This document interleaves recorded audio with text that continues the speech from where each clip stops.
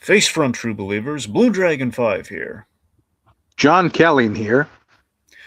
Over 10 years ago, Marvel's Daredevil stood above the rest and showed us the quality storytelling other shows were blind to.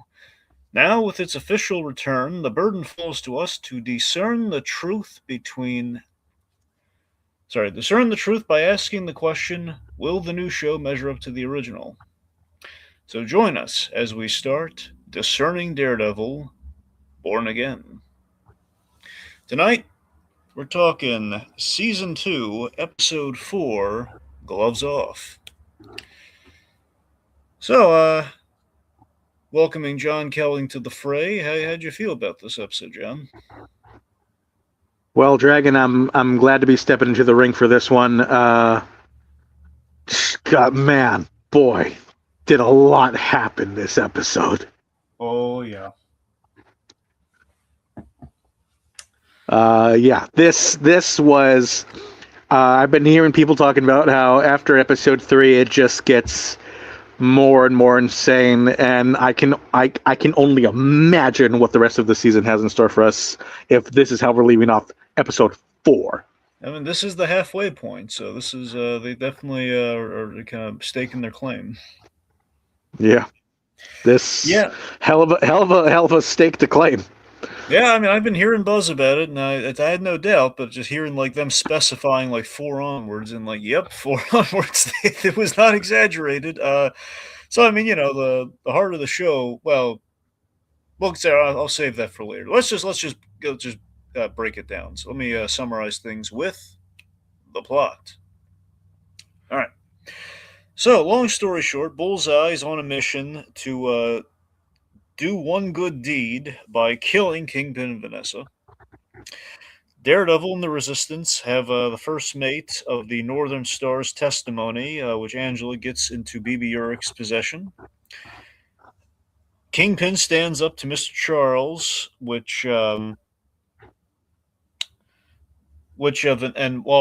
the same time, Vanessa, she schmoozes the governor, so to get the big problem of the governor being able to close the free port in check.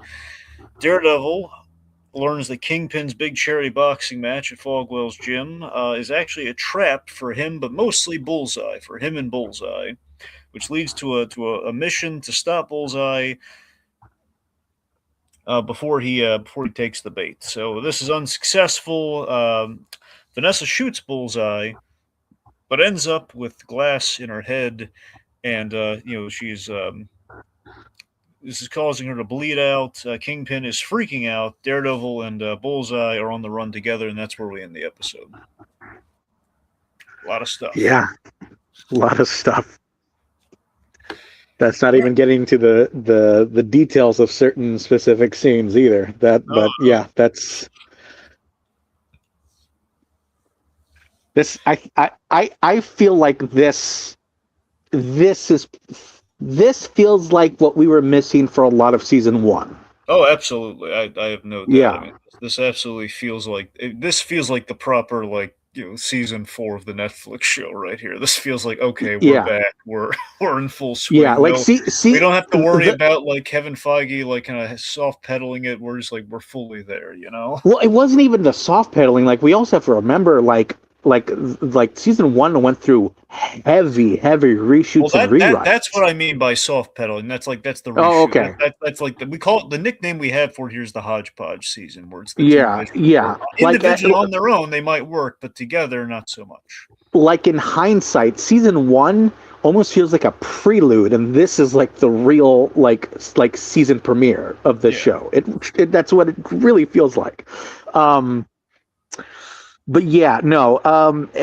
Everything about this season so far, and especially this episode, has been fascinating. All the character interactions, I'm sure you guys have mentioned how all of the characters that were introduced in season 1, like in just a short few episodes, they feel like actual characters that you care about.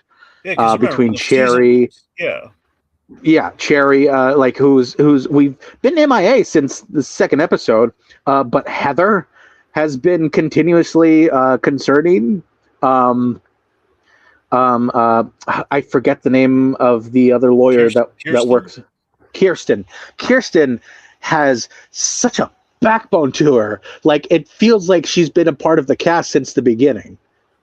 Like Yeah, so that's the thing. I mean, you got to remember, season one, we were basically saddled with those characters, per the whole like we can't carry over our Netflix guys, but until the 11th hour, it's like okay, we're gonna retool things. We can bring them in, but we're still stuck with these guys, and we have to make room for everyone. So unfortunately, that yeah, means like we have the characters everyone's gonna care about, so we have to diminish the roles of the new guys, which of course hurt season one. But season two, you're right. A lot of stuff we were saddled with, they seems like okay, we're going to take these elements and we're going to make them work, which I think they've been very successful at so far in season two. yeah, and like in retrospect, it almost feels like that was it on purpose. Like season one feels like you're like in this safe bubble, like everything feels stagnant. Yeah. And now like the shit's hitting the fan like at turbo speed. Um yeah, this has been such a fascinating experience to watch like week to week. And with the way this episode ends, I am terrified about what we have in store for the finale. Um, because I got to tell you, like I know we'll get to like predictions like towards the end of this episode, but I'm worried for certain characters. Oh yeah. Okay, so with that said, let's transition into the arcs. So this is where we break down really the meat of the episode via the characters and kind of what their progression is in the episode specifically, but also factoring what's kind of led them to this point, kind of where we're going. So Matt Murdock is where we usually like to start. So Matt, so I feel in this episode we see Daredevil. I mean, I think it's really interesting. We start with him. It's like kind of broad daylight. He's indoors, but it's broad daylight, and we see him in the costume, and he's kind of in a leadership role with the Resistance as the swordsman. He he points this out to him, like like you're leading the charge here. Like that symbol on you're the Daredevil's the symbol. You got to lead the charge here. So it's been Yeah, Daredevil, he's like you're not a vigilante. You're not even a hero. You are a symbol of the people now. which of course we've literalized with the DDs, man. Yep. Come on, D. I hope going forward, like if he gets any new suit going forward, that needs to stay permanent. Like I went on a whole thing with Super Billy last week, last time with this, the whole thing of like, I keep wanting to buy a Hot Toys for Daredevil, but I keep having to resist the impulse because I know at some point they're going to give him another new costume, and until they get the red suit with like the D's on it, I can't get it. you should probably just wait until they put out the figure for this season, because that'll be your nice middle ground, right? Well, let's say, well, right now they have it out, like the black suit with like the spray paint on it, but like, it's like it's not the it's still it's like it's so close, but it's like not. I want the red suit with the D's on it, and I know at some point I they're gonna do that. I know. Yeah, you could just feel the writing on the wall on that one. Like you'd rather spend like the $100 and whatever on the figure with the actual symbol. I don't want. I don't Like want to officially. waste like $200 whatever dollars it is on like a figure that's going to be this is good, but it's like ultimately it's going to be a variant. I want the definitive Daredevil suit that we finally gotten to, and we pretty much have it, but the colors are reversed. I want to get the right colors to it. Yeah. Yeah, Anyways, let's hope they don't do the whole season where he's changing out of like every single type of costume where he has all colors, and then they're gonna make you spend like thousands of dollars. well, they did that with Iron Man 3 with all the other suits. Yeah, but that was a given. Like they Yeah, made figures for suits that never even existed on film. that's true. All right, anyway, so Matt in this episode, so again, Daredevil's becoming a symbol. He cleverly investigates the crime scene. He's able to walk the streets as a task force guy, which I love that idea. He's wearing the sunglasses and Just everything. really quick. Swordsman gave them like financial backing. Yeah, you're right. That's a big one. Yep. So they have Like Daredevil is now financially funded by like a millionaire billionaire or something. Like he yeah. has money. Well, again, they can't go crazy with the spending because No, but it will definitely help going forward. Yeah, you're right about that. Yeah. Yep. let's see. Okay, so anyway, so he's investigating as one of the task force guys, which is a really clever idea. Like, they just take one of the task force suits and they're able to kind of go around freely. Like we have Karen with the wigs. This is kind of Matt's equivalent now that, and I love this last episode. Well, I guess probably 2 episodes ago. I love that Fisk's big move in making Matt Murdock a missing person because he's like the hero that saved his life, and it's like the ultimate screw you of like like now I just a matter of time 'cause they're looking for both sides of your alter egos. Yeah, maybe now it would be a great time to bring in Michael Murdoch, his twin brother that can Yeah, see. Mike Murdock. Yep. I think everyone's waiting for the point in the show when we're gonna do like the sweater that says "I'm not Daredevil." I think everyone's Oh my! waiting for that. I made an edited picture of him in the suit that says "I'm not Daredevil" or "I'm not Matt Murdock." I have a picture of him in the black Daredevil suit with a white T-shirt that says "I'm not Daredevil" or "I'm not Matt Murdock." Looks a little like that. Yeah. All right. Okay, let's see. So he's going after Bullseye. It's a very obviously with Bullseye involved. This is very personal, given that his links to like the worst days of his life, specifically the worst day of his life with the him killing Foggy. We take him to the church. He goes back to the church, and this is yet another place where Bullseye has hurt him. Bullseye killed Father Lantom here. We're going to Clinton Church.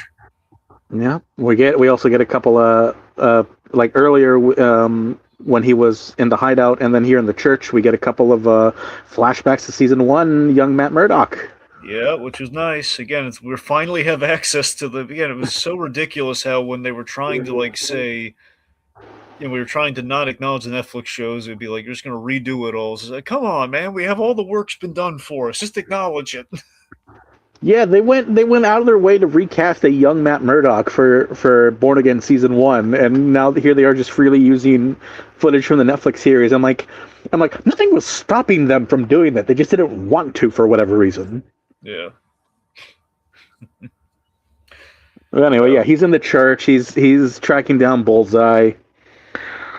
So this is something that I think I forget if Super Billy and I discussed. I think we might have.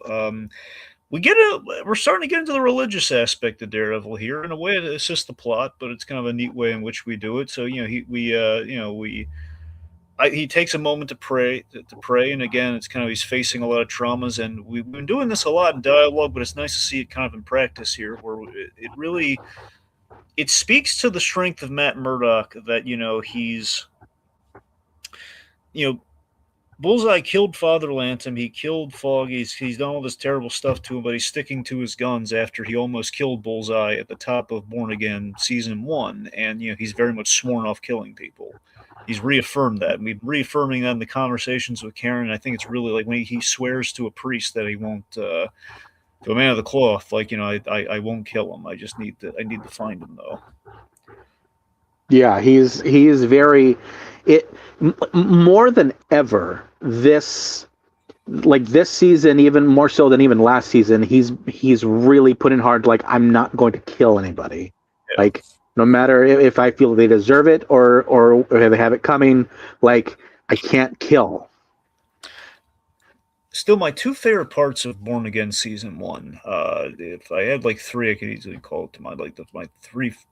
And Born Again had really great standout moments. The problem is they were distanced and sprinkled out throughout. But I mean, episode 1, I still love because we had the very Frank Miller Wonder in it's basically a mix between Frank Miller and like the classic Daredevil Wonder with that Bullseye fight, and then we had the Kingpin Matt Murdock scene in the diner, and I love that. And it's the fact that in connecting those 2 scenes, Fisk was actually sympathetic towards him, like kind of like trying to kill Bullseye, and just the sympathy of like taking him back to when he was the 12-year-old kid or whatever who killed his father with the hammer, in a sense. It was like whatever sympathy Fisk had, he used like during that conversation towards Matt, like. Even though a year had already passed, like from the circumstances, like he wanted assurance that like I didn't have anything to do with it. But nevertheless, I'm sorry that happened. Yeah, but I guess the sympathy for like the fact of like, look, like he could have rubbed it in his face, like, yeah, you tried to kill Bullseye, or you got lucky that he didn't die, essentially, yada yada. But it's just the fact that like, hey, Fisk could easily rub it in his face, like, oh, not so high and mighty now, Mister Killer Pants. But no, he's not doing that. No, He's giving him it was genuine a like understanding, which was I gotta it, love those choices. it was a rather civil conversation. I think that's still like residual from like whatever happened to him from Echo, because like something clearly happened to him to the point where like. I hate the Echo carryover with that. I hated that. But here's the thing that's interesting is that like from the beginning of season 1, Born Again, like I actually do feel like Fisk is trying, and then at a certain point he just gives up because it's not worth the aggravation. It's easier to be a piece of shit than it is to be like as legitimate as possible. No, I think you're right about that. Where I think he is giving a genuine. Here's the problem. Okay, the problem with Born Again season 1. Again, it's not the show's fault. It's the fault of like how the MC was handling the Kingpin stuff before they could really took a definitive stance on it. Or Yeah, he maybe like between that and Hawkeye, he was a little bit like all over the place. It was hard to kind of pin down where he was at what point, what he's doing, how infamous or powerful he was. Um, yeah, like I just probably wager between when we left them off in season 3 of the Netflix series, like to when we see him in Hawkeye, he's probably had like a fluctuation of power, especially due to like how the universe has been dealt with, like on a grand scale. The blip, what have you, all kinds of incursions, especially shit that happens in New York of all places. yeah. I think it's well yeah. Sorry. So what I was getting at is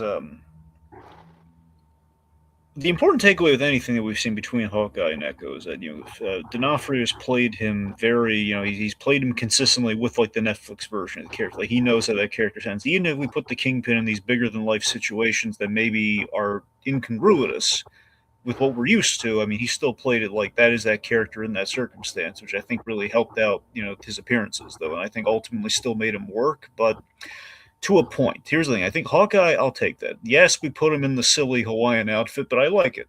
You know, I was thrilled that we put him in the white with the purple pants for a scene. I was and had the cane and everything. It was flawless. So when we get to Echo, though, Echo, we had like episode 5 of Echo. Great standalone Kingpin episode. We have the flashbacks. We see the history that he's got with her, and we have the whole it's just a great episode. Him making an effort to reconnect with kind of his surrogate daughter of sorts. I love all that. Episode 6, the end of Echo, is just the whole. I hated the fact that we gave her generational trauma powers. I hated that. It's just it felt so. Yeah, it's and it's so it's still very unexplained what exactly she did. I'm under the impression like she gave him empathy. Yeah. And that's what I think happened, which is why he even tells Vanessa at the beginning of the series where like he's like he wants to do things differently. Yeah. And I'm like, okay. But here's the John, that's the problem though. Okay, so is the problem that okay, so we did this thing that's like okay, so we've used this weird supernatural thing or like kind of convenient thing to get him from point A to point B, and we're stuck with that explanation at the top of Born Again with that Vanessa scene where it's like Vanessa, it's like everyone's unsure why is he doing this all of a sudden, and the problem is he's not even sure because of the Echo thing. But you know what? Even if you take Echo out of the equation, you can just sum it up to like, well, maybe it's just he's just had like some kind of like change of personality due to the bullet in his head. I mean, that would be more interesting, but it's just that's the thing though. I don't know. You can look at it either way. Like if you can take the entirety of it, or you can like skip Echo and just say, well, he got shot in the head, and then however many months later, him having introspection and healing, I think would have been better. And I'm with you. I think that, but again, it's the fact that we. But now we're discussing like two separate other like presentations and series, like as opposed to this. For whatever it's worth, he had something happen to him that was both traumatic and physically altering, and it left him in a state where he felt obligated to be different to the point where it wasn't working for him, like personally. Yeah. So now he's back to being the kingpin, Yeah. So essentially.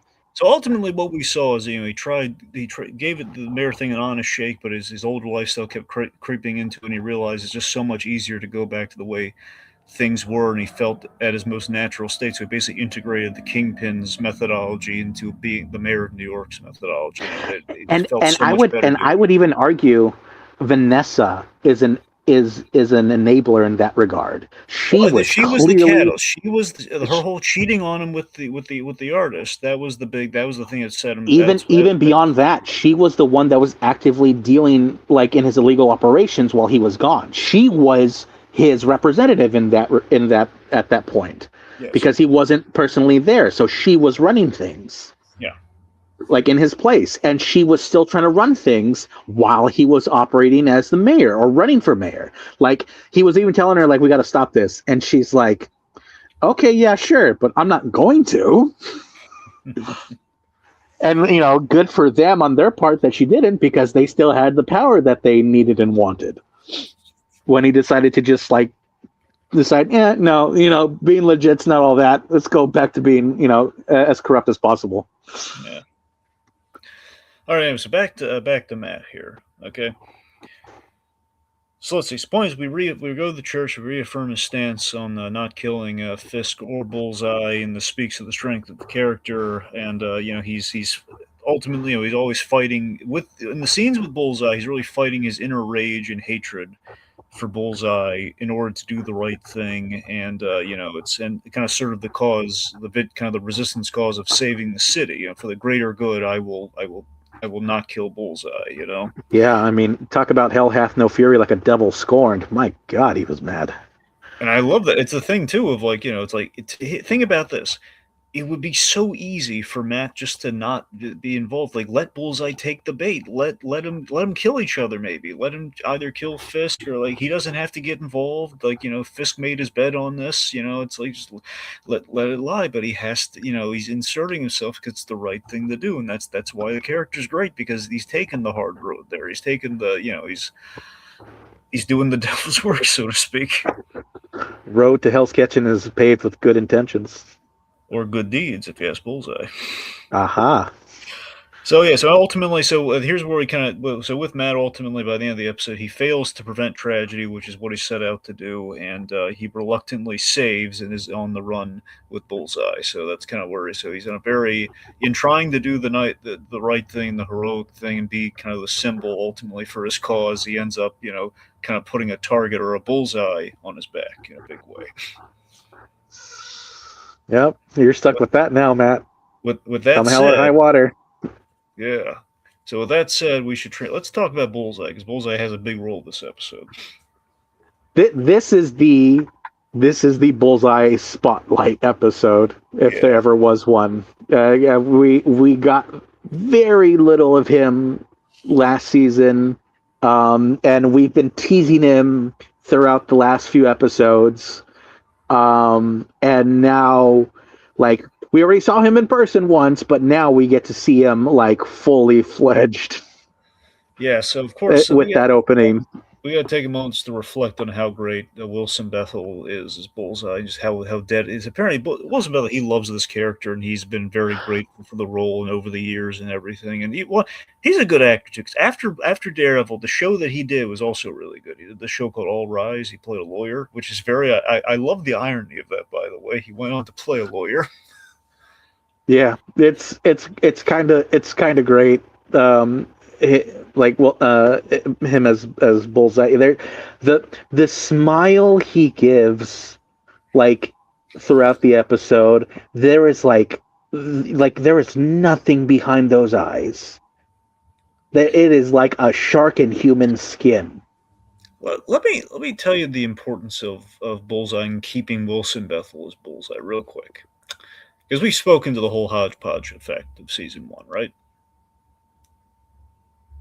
Yeah. Yeah, Um, So here's the thing. So ever since the whole announcement of like Daredevil's back in play, with the appearance in Spider-Man, which is basically the green light of like, okay, there are discussions to bring the characters back and perhaps do more, and then obviously Kingpin showed up in Hawkeye, et cetera, et cetera. And the goal was like, okay, the three characters we knew were safe and that they would show up in some way, shape, or form, but they would still act like the Netflix characters, but they would not necessarily be those guys. I mean, everything would be factored in, which again, the pie in the sky hope was basically what we have now, in which everything counts, which everything counted, wasn't all for nothing. Was, we would get Daredevil, clearly. We get Kingpin, how can you not? And we get Punisher. Those would be the three. The one who was not guaranteed, even if they like pared it down, like the hope amongst hope is like, okay, if we can at least just take one thing, even if we had to pare it down to only the essentials, like if we couldn't get Karen, we couldn't get Foggy, we couldn't get everything else, was like Bullseye being Wilson, the Wilson Bethel Bullseye would have been the one. And getting him and being able to be the full on Bullseye that we cultivated for like a whole season of Daredevil, bringing that back. And what we see in this episode with him is we get so much fantastic Bullseye stuff, and the idea that he did, I think, what the fans always wanted is that we developed where he would be 7 years from now, and he's full fledged, and it's like I remember when we got Bullseye, the speculation of Bullseye way back in the original show. I love the Jason Aaron take on Bullseye, the twisted, just psychotic, just it's like do you remember the Punisher Max Bullseye, right? Oh yeah, yeah. No, he's like unforgivably like despicable. Well, Um, eh, the thing that my favorite thing Jason Aaron ever did with Bullseye ever was the idea that in the Punisher Max series is like basically kind of a limited series take on like the Punishers. If you had like an ending for the Punisher and you did kind of like a 12 or well, not 12, maybe 15 issue story, whatever, however long it was. Um, Bullseye, the Kingpin, a newly formed Kingpin has hired Bullseye to take out the Punisher, and Bullseye is such a professional. He's such a perfectionist for the marksmanship and everything, and being a psychotic killer the way he is. He methodically got inside the head of the Punisher, and to do so, he would kidnap families. He walked into he basically held a family prisoner for like a week or however long it took. And he basically tried to be Frank Castle and the family, like a wife and two kids. He'd take him to the park, and he'd hire a guy. He'd wear a bulletproof vest, and he'd hire everyone to like mow him down, so he can feel what the Punisher felt. And he gets up, and says, "Nah, I'm not there yet. Let's do it again." Just that's oh my god. Just anyways, that was always my barometer for like as twisted as we could make Bullseye, and the Netflix show went twisted with him in a very different, very in a way that was kind of between what we do in this show and between what we did in the Netflix show in total, we were able to go twisted and crazy with Bullseye, but in a way that assisted the story and the grounded universe of the Netflix show, which I always appreciate. And I love that Bethel here, he put in the work and he's still developing and abiding by that psychology of the character that we established way back in season 3. And it's here, and it's we're seeing more layers to it, as it's like we're getting like a Bullseye who's still doing crazy dangerous killer things, but he is still he still has all the character flaws that we love from season 3. yeah, we like the Bullseye they presented us is someone who's just as equally psychotic and murderous, but also seemingly morally like righteous, like Yeah, in his own like twisted like self vision.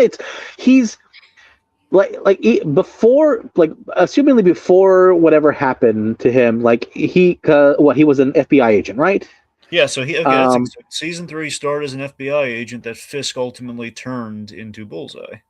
yeah, he turned him into his own like he basically made him into like his own like personal hitman. Like I mean, he had the whole FBI under his thumb, but like Dex in particular, he was like, oh no, I can make him like mine. Like he'll Yeah, do anything I say. I Like always I can like put to him in a say that. Daredevil costume and have him like ruin Matt's reputation.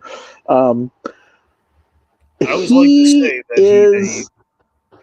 Go ahead. Go ahead. Go ahead. sorry, I always like to say that he basically, because he had a role in the Punisher's origin in the Punisher's development, and like, Frank Castle's development into the full-on Punisher in season 2 of Daredevil, and I like to think that what he did with Bullseye was kind of making his own Punisher that he could control like a weapon and fire and kill people with.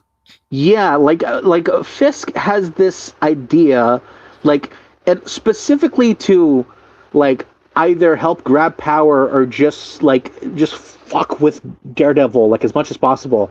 He has this idea where, like, if I can use someone to target, like, the city, even against my own self interest to an extent, it'll help create enough confusion and chaos that I can easily manipulate to my benefit.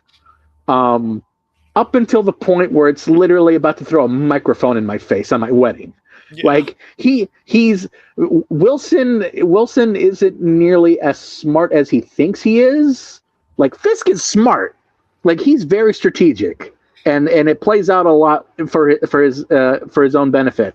But like, I mean, he's a fat boy. He usually bites more than he can chew. Like he doesn't see the. You remember where he found out that like, okay, I've screwed the pooch on Bullseye. It wasn't the microphone. It was like when Bullseye was calling himself the new James Wesley. He knew, okay, I got to keep arm's length with this guy. Yeah, he was like, oh, I didn't realize he was this mentally unstable. Yeah, that's the thing. He realized, like, oh no, and he remember he knew like he killed that poor lady for the painting. He's like, I didn't want. Yeah, That. like he killed that girl that like it wasn't even like what was it? She wasn't even a love interest. She was more like a moral barometer for. Well, for no. Well, no, I'm talking about there's that too. So that's the thing. So I'm talking about the lady who there was the lady who it was like an older lady whose family like basically way back in the day the Nazis took Rabbit in a snowstorm the painting, and it was like it was the one painting he couldn't get back when he got all his possessions returned because she was the original. Her family was the original owner, and he went there and made an offer, and he says, like Vanessa would want you to have it. It's just like I don't care. Like I know, I need to say it for myself. And Bullseye ended up because he didn't kill Karen Page and needed to make it up to Kingpin, so you saw like a little speck of blood on like the frame of the photo, so he killed that lady for the painting. And Fisk knew it. Oh, that's right. And Fisk put it together. He realized, like, oh, he's like that painting. It shouldn't be there, but it's like Vanessa's happy with it which also speaks to her, kind of.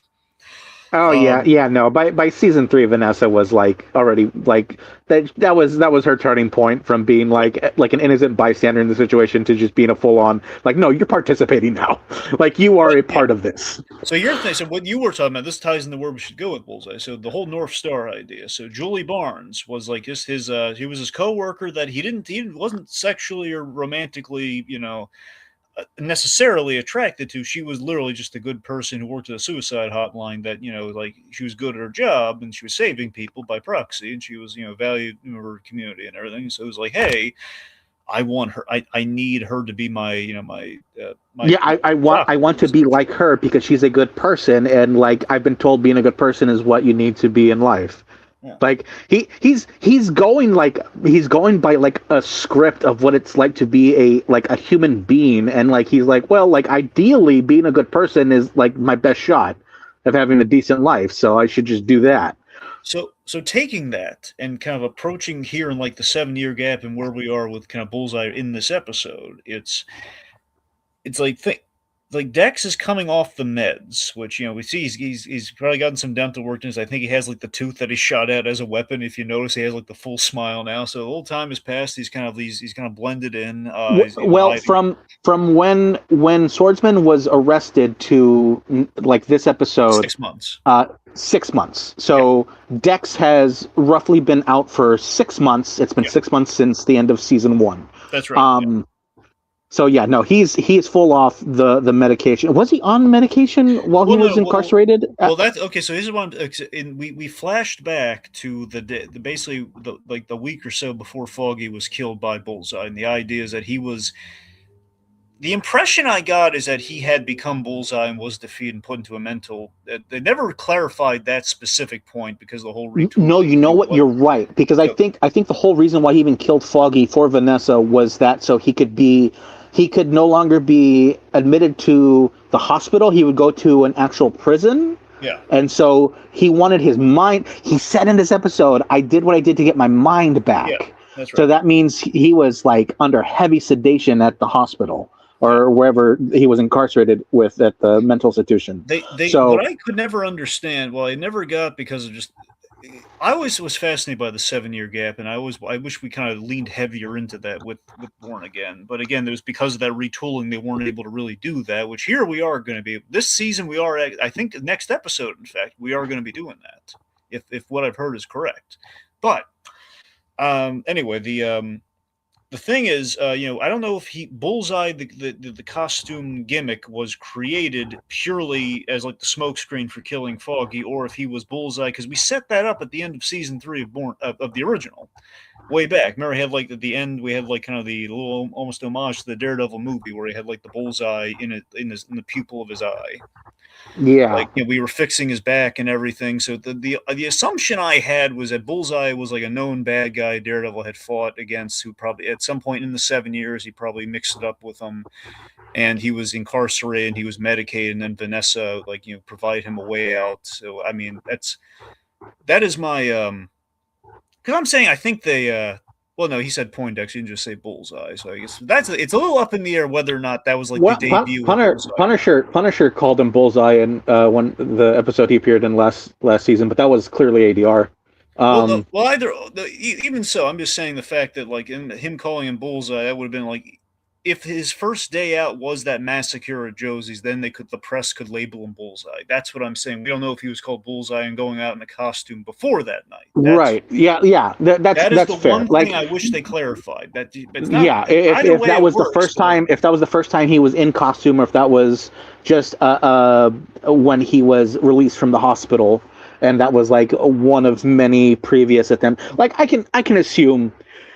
I can probably assume that he was probably like incarcerated after whatever surgery he had, because like clearly somebody like clearly like had to have gotten him. Like he was on the ground when the police showed up, so I assume he was arrested then, but he needed to have surgery because he needed it.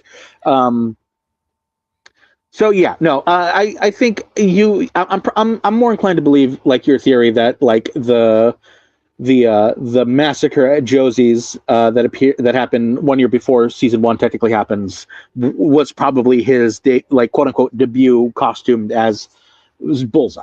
I mean, I get behind either one. It's just they kind of always wish that given that tease at the end of almost the post credit of like season 3, it made it seem like, hey, he's a lot has happened in 7 years, and he's just like a known kind of like antagonist at that point. Yeah, it feels like he's been waiting 7 years for revenge. Is kind of what it feels like. But ultimately, the problem generally with the MCU is the lack of clarification, and like so much time passes until we see certain characters again. Yeah.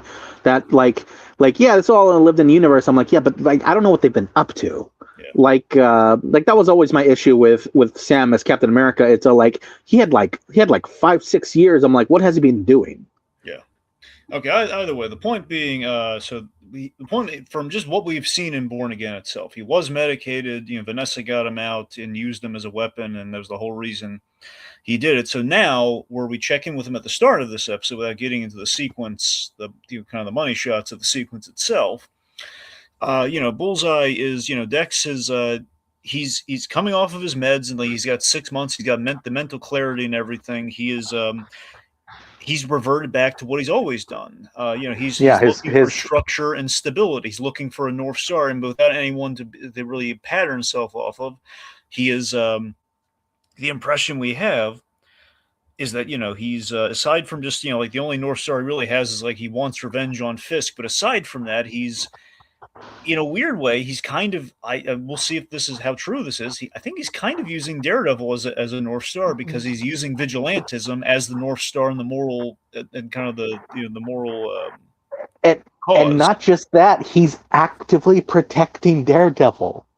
Yeah, that means he's been stalking. He's been stalking Matt for who knows how long, and being there just in case. Mm-hmm. Has he been there every single time he goes out? I don't know.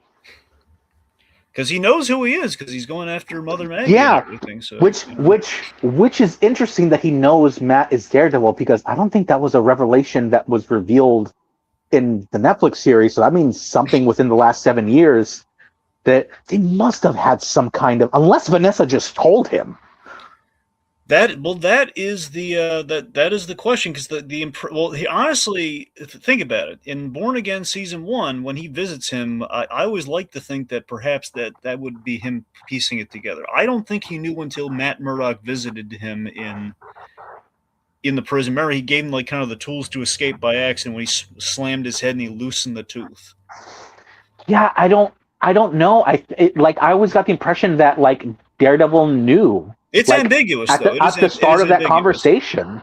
Yeah. Yeah, and you know what? It would be so interesting if like it's all just like pretense and like he doesn't actually know. He's just familiar with Daredevil, and he was familiar with Matt because like, well, I killed your best friend, so clearly you have The other like, thing to factor in is that when he saved him, he had his mask off. Did he see him with the mask off?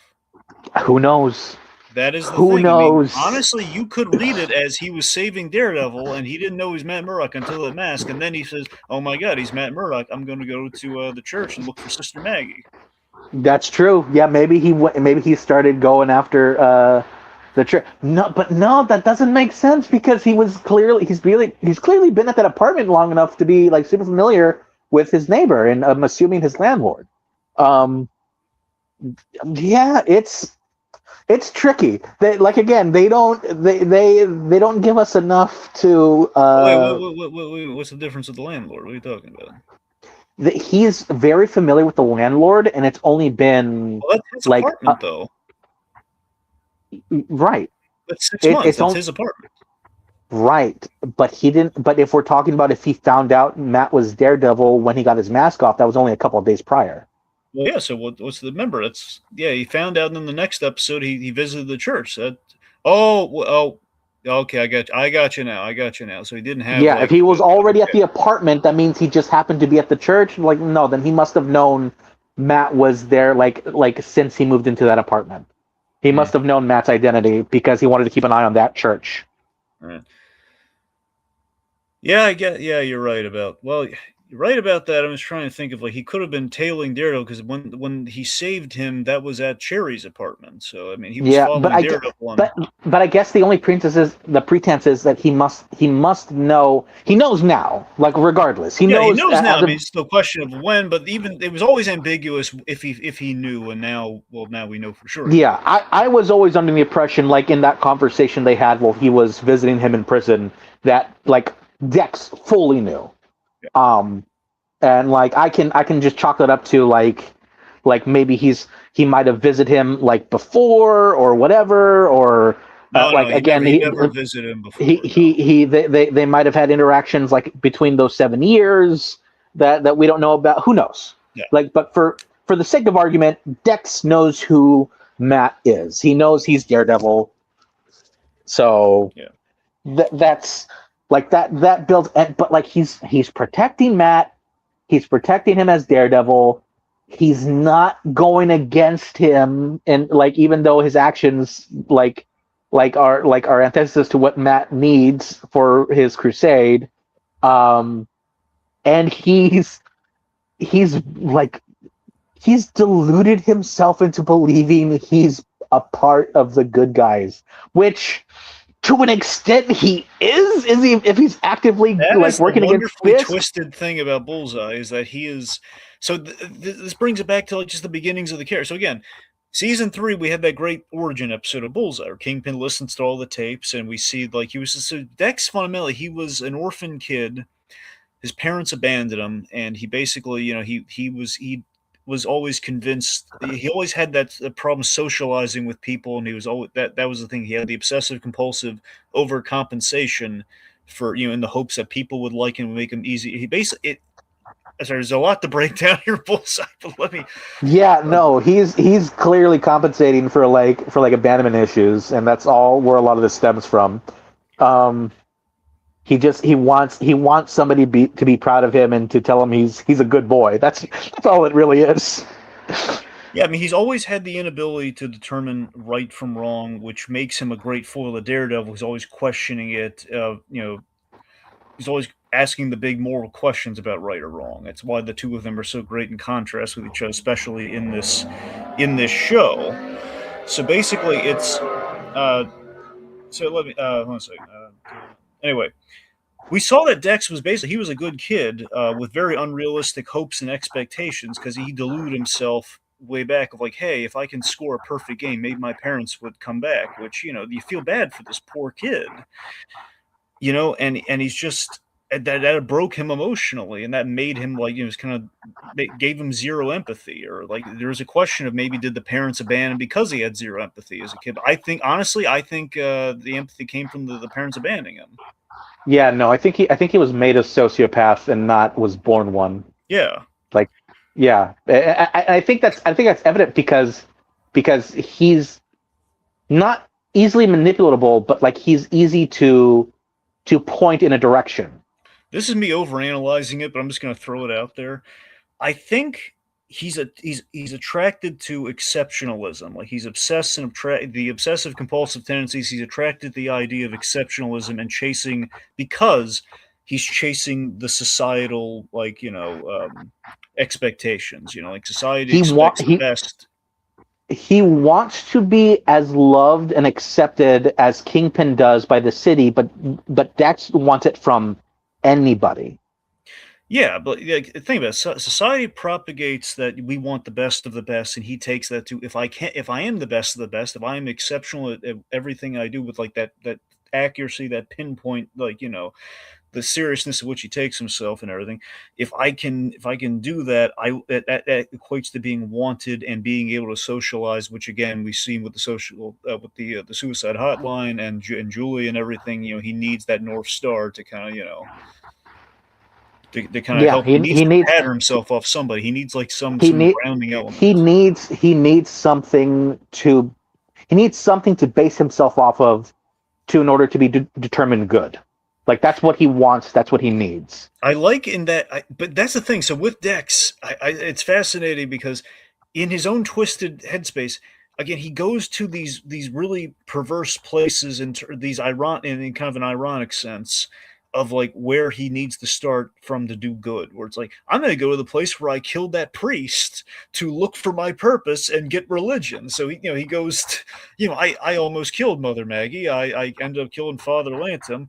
I'm gonna. He kind of gets religion, or at least he's kind of in the direction of religion for the one. That's where he gets the one good deed philosophy, What? which again Yeah. he's kind of equated What to was it? Daredevil. What was he said? He was looking for absolution. Yeah, So he wants to absolve himself of the sin of killing Foggy because you know what's interesting about that? even in his eyes, he feels like that was an unjustified like kill because he did it for selfish reasons, and he also did it for the personal gain of the Fisks.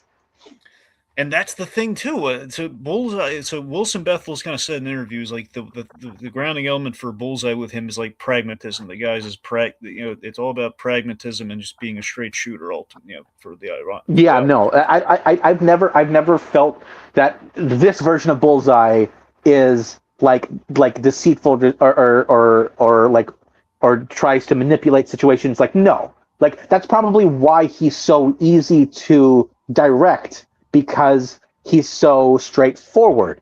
It's like he's not looking for an angle Yeah, unless it's to throw a knife. exactly. So with that, it's like the thing of like with the lack of empathy is like you can make the argument. Okay, on one hand, is Foggy the first time he's felt bad about something? On the flip side, is it what you said? Is it the idea that again this did not serve the pragmatic practical purpose of this was done, I was misinformed on this, or I was used as a tool and I don't like that. So again, it's between the lack of empathy and also Bullseye ultimately with what he's doing here, even as like the vigilante, like trying to do one good deed or trying to absolve himself for Foggy, however you want to slice it. Every Bullseye's moves are always very selfish. It's about what he wants. It's always about what he wants. It's always for the wrong reasons ultimately. Yeah, but it's not even it's selfish, but not even in the same sense for like Kingpin. It's selfish for like his sense of self and not necessarily like to serve his own ego. Like it is egotistical, but in a different way. Yeah. Like he doesn't want anything like material out of it other than just like a sense of being for himself. Like he Yeah, feels empty inside, and he knows he feels like he needs something philosophically to fill it, and he's trying to look for that. Wilson wants money and power, that's and true. he has that, and he's still not happy. See, this is why this is a great episode, folks. We're getting so Oh much my mileage. god! Okay, one last Like, thing, and this kind of equates to all the characters, so we kind of have to mention this, and then we'll transition to Fisk himself. Okay, just this will be okay, another hour, but we'll get there. So, uh, so again, the idea of we've been talking about this in the other episodes as well. I think Rohit Dar really brought a really good point to this, that the Born Again title of the show. Originally, you could look at it very surface level. It's a very like, hey, we're capitalizing on a very famous Daredevil story. Clearly, season 3 of the original Daredevil was the Born Again adaptation, at least to the most. yeah, like all of Matt's life being like basically destroyed by Fisk. That was very Born Again comic book. So the idea that Rohit Dar is kind of put out there is, I localized it to Fisk himself in the first season. I just felt they fumbled it a little bit in terms of because of the whole hodgepodge effect, but Rohit's kind of the plot and kind of broadened it to me here. And I think with Bullseye, I think it kind of it's signified here is that every character is kind of in a born again kind of, and ultimately when we introduce our Defenders characters, I'm sure as well, it's like they're kind of born again within the new kind of the 7 years later context, or like when we check back in with them, so they're kind of having a born again character reintroduction moment of they're trying to do something different, or they're basically kind of in a very different place than we've seen them before. And I think that's kind of what we're doing, especially with Bullseye.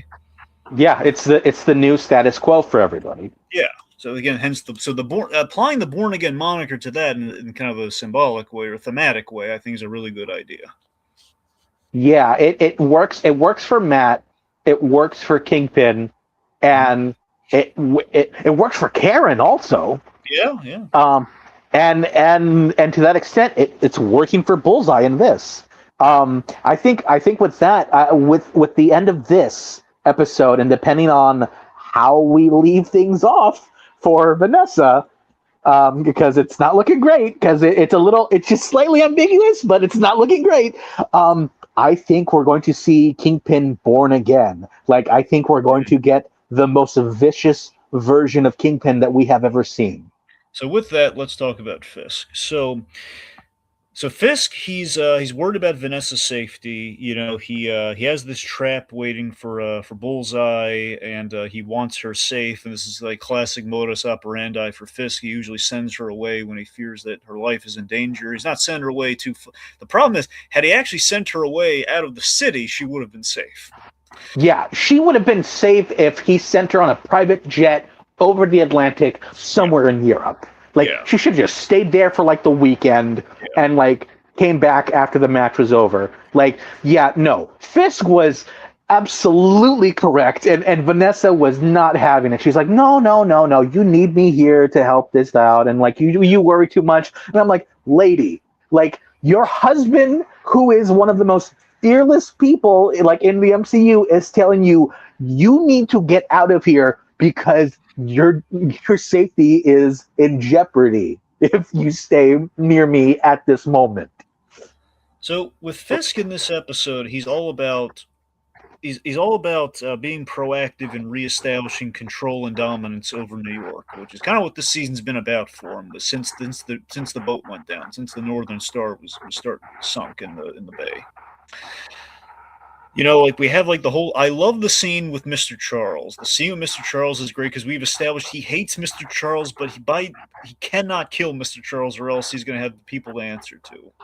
Yeah, and Matthew Lillard is just so delightful playing up against him. Where just Mr. Charles is like he knows, like he's just talking about like wombat crap and like cubes and everything. Yeah, he goes like on a 3-minute like tangent about wombat like shit being cube shaped, and I'm like, where is he going with this? I love the introduction. The thing about it is, like, Kingpin's in the middle of like a classic scene with Buck, and then like we pan to the side. There's Mr. Charles is like undercutting his big moment. Yeah, and like he's borderline Shaggy. He's like, "Hey man, have you heard about my talking dog?" And I'm like, "What are you talking about?" And he's like, "Yeah, no, this is only like the second or third scene Matthew Lillard has been in, right?"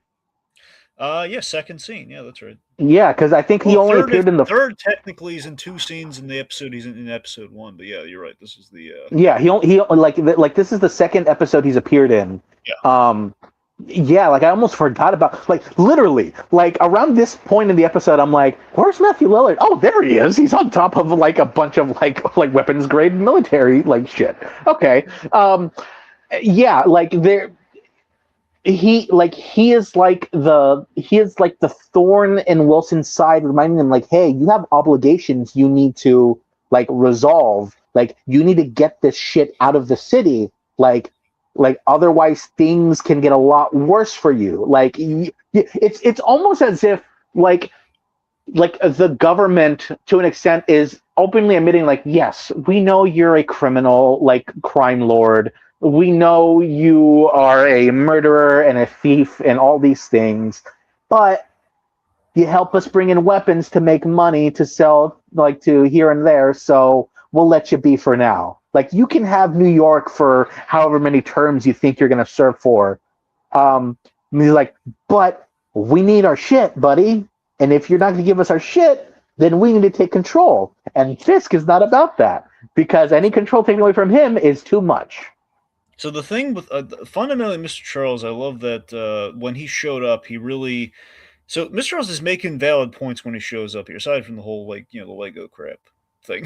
But Yeah. um, he's making valid points about about Kingpin's ego and sorry, basically, Kingpin's ego is ignoring the valid points Mr. Charles is making about, the whole like, you're what control over the situation do you have right now? Because he's Yeah, right. like Like Fisk is losing a you're lot of control. so busy like you're so busy like moving your men around trying to capture like a couple of masked vigilantes that are actively attacking like your operations, like you're not fulfilling your obligation to me. Yeah. So he's making a valid point, and I love that. Like on the flip side here, you have that Fisk again. He hates the guys making a point, but the ego at play here is that ever since Mr. Charles showed up, I've attested that he's made for the first time Kingpin's been made to feel like a big fish in a small pond because we're introducing the CIA and the kind of a Kingpin on a global scale. Like in an episode back, he's talking with Vanessa about about legacy and the fact that we kind of addressed in this episode. We kind of have a more of a potentially final answer to it. The whole thing of like we're probably not doing Richard Fisk. We're probably not doing the son of the son of Probably the not. There yeah. is a way they can like write it in like later on if they decide to like that they're definitively going to kill her off. Um, it's been 10 years since like they were together initially, even before they were married. Like she went off like when he initially went to prison, right? Well, That's right. So when he went to like prison, she was who's to say she didn't have a kid like off like out of the country while he was serving time, if and that that she happened, he doesn't know about it. That's the thing. right, that's the thing. um and that might have been both for the child's protection and for Kingpin's. Yeah. You're right. So that would be interesting. I never considered that because I would imagine like she would tell him that. But you're right though. If she didn't tell him, then that's how that would happen. Yeah, like there's always like just because there's no Richard now doesn't mean there can't be a Richard later. Well, my And point with especially with the more time goes on, the older they can cast for an actor. here's the thing, and we actually had a nod to Richard Fisk in the last. We had like the rose thing. We had like her looking at the blue rose, which of course was kind of like bullseye, but Yeah, ultimately, his the fact, it's Richard's alias in the yeah. comics when he tried to become his own Kingpin. Yeah. Anyway, so with Richard Fisk in general, though, I always the interesting thing with him is that it always felt like it was becoming less and less likely we would do Richard Fisk, but in lieu of Richard Fisk, we had like the son figures in Kingpin's life, where you had Wesley, who in season 3, to me Wesley always felt like a little brother to him, but ultimately Wesley was described as he was like a son to me, and then we have kind of the Daniel Blake character, who was, I mean, I think we're kind of building a track. I mean, Buck is kind of phrased like the heir apparent, so he's kind of like Fisk does have a connection to this kid. He does like this kid. which I think is going to be put to the test. Where like Mr. Charles is like, I'm building a thing, Mr. Charles here, where he's putting Kingpin's loyalty means everything to the Kingpin, but Mr. Charles says, okay, make sure you have guys that you trust and are loyalty, and you kill them after you do the job. Like he has no qualms. Like yeah, kill the loyal people. So there's no loose ends. Something to consider. Hey, John, you still there? Hello?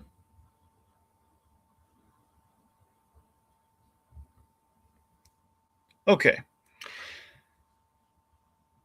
Anyway, let's see. Okay, hold on. All right. Sorry, one sec, folks.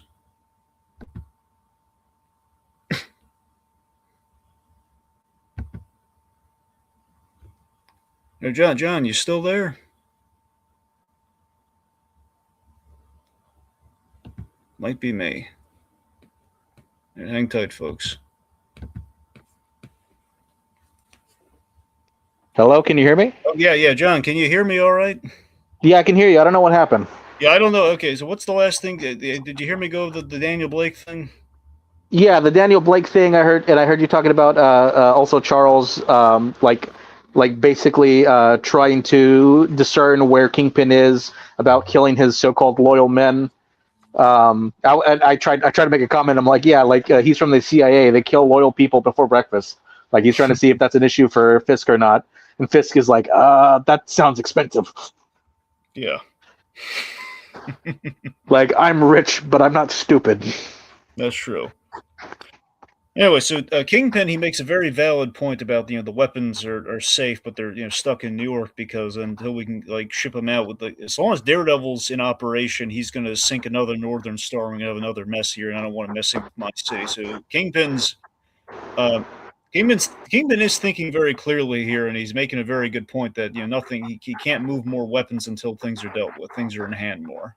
Yeah, and Charles is under that assessment as well, which is why he's trying to push for. He's trying to like advocate for taking like momentary control, but Fisk doesn't trust it, and I don't think I do either.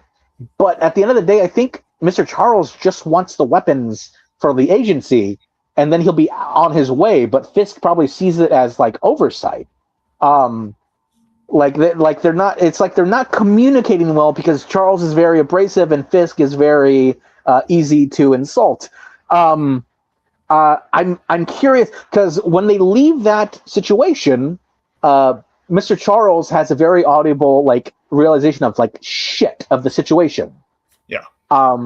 And that's making me wonder. It's like, okay, either Mr. Charles is realizing how volatile Wilson Fisk really is, or he's realizing it's not going to be as easy to like get what he wants out of this man because he's basically a petulant child. Yeah, I think it's the latter on that one. And now with what happened to Vanessa, I'm curious if Mr. Charles is going to come in as a way to help reinforce Fisk's power on the city to seek out the vigilantes and take them all out. Because have you seen the mid-season trailer that came out? Okay, so there's something that happened. Essentially, it highlighted just a little bit more of Jessica Jones. But there's a line where it says, "They came after me at my home," which says to me, "Oh, Fisk is doubling down now. He's just going after anybody that like is even remotely a hero." That's been like public knowledge, and I'm just like, Vanessa being seemingly killed is going to open up the floodgates to, like, you thought it was bad before. Like, there's a reason this, like, the storyline this is derived from is called Devil's Reign. Oh yeah. Yeah, I'm looking forward to the Devil's Reign stuff for sure. I mean, I can tell you that much. Yeah, I think that's what we're going to be expecting for the next 4 episodes. It's just like there's a storm coming, and like So It does unfortunately, not look everyone else great. won't show up until next season. That's the one problem with the Devil's Ring thing. We don't know that. They could have always like filmed something to tag on to the last episode. They're filming stuff right now. I know that they're filming stuff, but I think that's stuff for season 3 though. They've been pretty direct. Like this is stuff for season 3. But But like they're still. Listen, we have 4 more episodes. That's a whole month ahead. They could easily shoot something as to tag in for the end of season 8. I don't know. We'll see. I'm just saying, it's there. There's the opportunity for them. They're filming stuff for Spider-Man: Brand New Day right now for reshoots. So who knows? Now that I'm more hopeful for them. That I'm hoping maybe they're working in some Kingpin in that one or Daredevil. Hey, listen, if Vanessa's dead, that gives us the perfect opportunity to him to invest in a particle accelerator collider, so he can open up a new universe to find a new Vanessa. I know. Boom, Spider-Man. Okay, so there's a few other things with Kingpin here. So yeah, like we saw, he's exercising control, like he kills Charles's, his Buck kill Charles's henchman, as the proof of points, a power move. Next time you want to see me, call. Yeah. So Kingpin again, he's we have the charity boxing match, which I love is very much it's a trap, but it's also like a personal screw you to Daredevil, knowing who he is and knowing what Fogwell's gym means to him, and holding a boxing match of all things there. Yeah, that probably was originally like scheduled for Madison Square Garden, and he's like, no, I want this shithole boxing gym in Hell's Kitchen. Oh yeah. He's like, why? Well, when I was a boy. And I'm like, okay, we get it, sis. So we'll set it up. So Kingpin he gets his aggression out in the match. It's really feels. Basically, it's his aggression, but it's also his desire to deal with Daredevil himself, like back in the old days. And I think that's what he's bringing into the boxing match, is like cathartic from beating the crap out of this boxer. Yeah, like every indecency he feels like he's had to suffer, like between now and being mayor, he's just taken out on this poor son of a bitch in the ring. It's like that for the first couple hits. I'm like, stop it! He's already dead. So the bitter pill to swallow here is after the match and everything. So Vanessa's in the ring, kind of like full Adrian style, and my God, she's in Bull's. Why did she show up? Remember that the one hit that he took was because he was so fearful of like, oh no. Yeah, and that it reminded me a lot of season 3 when he's fighting Daredevil. Like they're like duking it out, and then he has that pause because he's I always called that moment the Raging Bull moment. That was his Raging Bull moment. He's so enamored with this woman. It literally, like, he's like a deer in headlights. He just freezes. I'm glad you pointed that out. I love that too. Oh, God damn it. It took me right back to it. I'm with you, 100%. Simpatico. But it wasn't even, like, it was both that and it's like, oh, fuck, she's here. Yeah. Like, it's even more harrowing than before, because before it's all like, oh, my love, and Daredevil just knocks his teeth in. And here it's like, oh, my love, no, wait, no, you should she not. Has no idea because he's kept her arm's length to protect her, and in fact, he sealed her fate with that. Oh, my God. So the thing, so Vanessa is in Bullseye's crosshairs, and I love we see the impulse to protect her and save her. So in the moment he's like, this is Fisk it's almost like the bitter irony of Kingpin tries to do something heroic and it goes horribly wrong. Yeah. He with the belt that he won in this sham boxing match, he smashes. There's an interesting way this happens. Yeah. Dex is about to throw the little novelty item, the glass city. Yeah. He's about to throw it at Wilson. Mm-hmm. Vanessa shoots him. Dex stumbles, and then he goes to throw it. So his aim is seemingly off. Now wait. Was he aiming for Vanessa or was he aiming for? Are you sure? Because Mary, you're saying he was great before he threw the paperweight. Well, the little. I believe he was trying to kill Wilson Fisk. Okay, so that's saying he tried to do Kingpin. He tried to throw it at Kingpin, and then Vanessa. You're sure? So he was aiming for Kingpin. The discussion he had with Daredevil in his apartment, like they were clearly talking. Like Matt, like Matt made it clear, like, you're talking about killing Fisk. You can't kill him. And he's like, after Matt was talking about Wilson, Daredevil was, Bullseye was talking about Vanessa. But I'm pretty sure he was trying to kill Kingpin. Like, if you get Kingpin out of the way, Vanessa's easy pickings. Yeah, that's right. So like I fully believe he was trying to kill, and he might have been trying to kill Wilson as a way to hurt Vanessa without having to kill her. That would be justice for Foggy right there. Right. It'd be like, you made me kill somebody like for my freedom and it benefited you. Now I'm going to kill your husband as revenge because like you basically lied to me or whatever. Like it wasn't for what you said for whatever reason. Like I still don't understand his reasoning for it, but I understand that he feels slighted to some extent. Yeah. He feels tricked. He feels like he was lied to, although I don't know how. Maybe because he felt like he would have been like free to go, but I'm like, yeah, but you were taking on Daredevil. Like you were not getting out of that situation. Yeah. So yeah, he throws it. He's about to throw it. Vanessa shoots him. He throws it anyways. It's going towards Wilson. It's like heading towards his head. He uses the belt to shatter it, like away from him, like towards his left, right? And that's where Vanessa was. I don't know. Kingpin was doing this to save Vanessa, though. That's the thing. He wasn't saving his own hide in that scene. That was very clear point in the direction there. He was like swatting it away from Vanessa. Did he get in the way? I thought he did. Well, at the very least, I thought this is what the belt was for. Like it was the belt. Like smashed it away from Vanessa, so he thought. No, he smacked. I don't know. It looked like he was like smashing it so it would not hit Vanessa.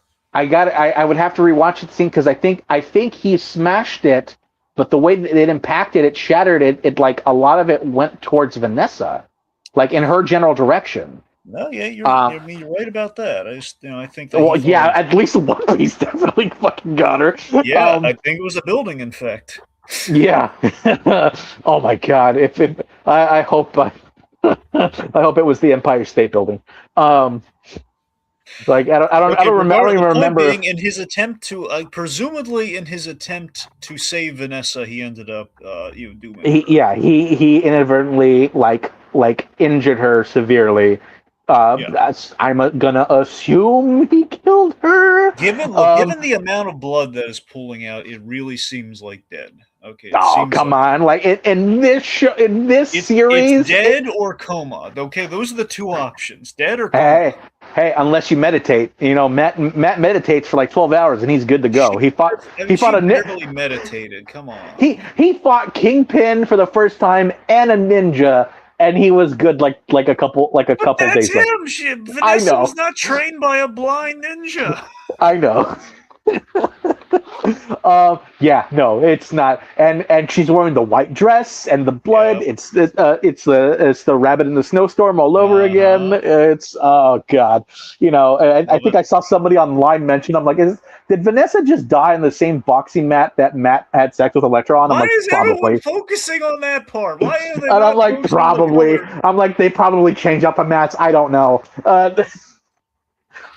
But like it's. I mean, yes, he had intimacy at that ring, but they redressed. It doesn't matter. The point being, the woman has died, most likely. Come on. Yeah, but she was a piece of shit. So am I really like? I feel bad for the city for what's about to happen. Like I don't necessarily. Also, is this the first time we've ever heard like the Kingpin beg desperately for help? Like, I don't even think he did that when she was initially poisoned in season 1. No, he did. Well, wait, actually, hold on a second. Well, he said Vanessa, and then he yelled Vanessa, he ran to her. Yeah. I mean, they I don't know. He didn't shout it, but he took her. He was carrying her to the hospital. Yeah, no. At the end of this episode, like his voice cracked and broke. He was beside. He was like, he said, "Somebody call an ambulance. Somebody help, please." Yeah, you're right about that. So he's and again, you gotta remember from the beginning, and I think especially now, Kingpin. I think he bore a lot of guilt over it because he created Bullseye. Now, like Vanessa wasn't getting sleep; she was worried about Bullseye, killing her. And I think he was very guilt ridden about it. And based on what has happened, I think that guilt's never going to go away. And it's going to, and between that and the death itself, or likely death itself, he's going to be spiraling. He's going to be acting even more emotionally than ever before, and it'll just be his undoing. And there's going to be a full-on war on all vigilantism in New York. Yeah, this we're gonna see a Wilson Fisk we've never seen before. Somebody like you thought he was scary before when he just like smashed people's head in with car doors and Yeah. talked about how when he was a boy. Like no, like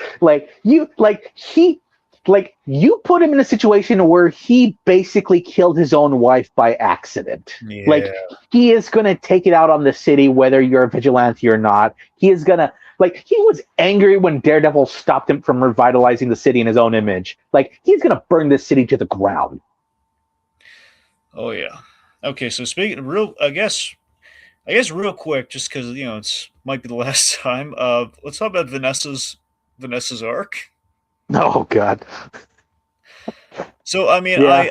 I think this episode we do actually get some fun, some finality when you look back on it. She reflects when she has the scene with the governor. She reflects on her and Wilson's relationship and that they're in a good place at this point after all the stuff they went through. And think about it. They've had a very great relationship since the beginning, and then we had the first speed bump in season 1 of Born Again, and they worked past it. They were closer and more twisted than ever. And it's basically he will it's like I think she had the realization that they're always gonna be linked to each other despite the test in season 1. And she sweet talks the governor with the promise that he's always done as I said and does things in service of me. He's always done that in our relationship, and he'll continue to do so. And of course, that was like the foreshadow that, oh God, if anything happens to her. Yeah, even in his most extremes, he still respected her wishes to the technical like letter. Like when he He had did not kill. her Made him promise not to kill the artist, and he yeah, he was alive up until the point when she shot him. yeah. So You yeah, know what I like still wanted to see happen because I knew he had the axe. I was convinced he was going to cut his hands off.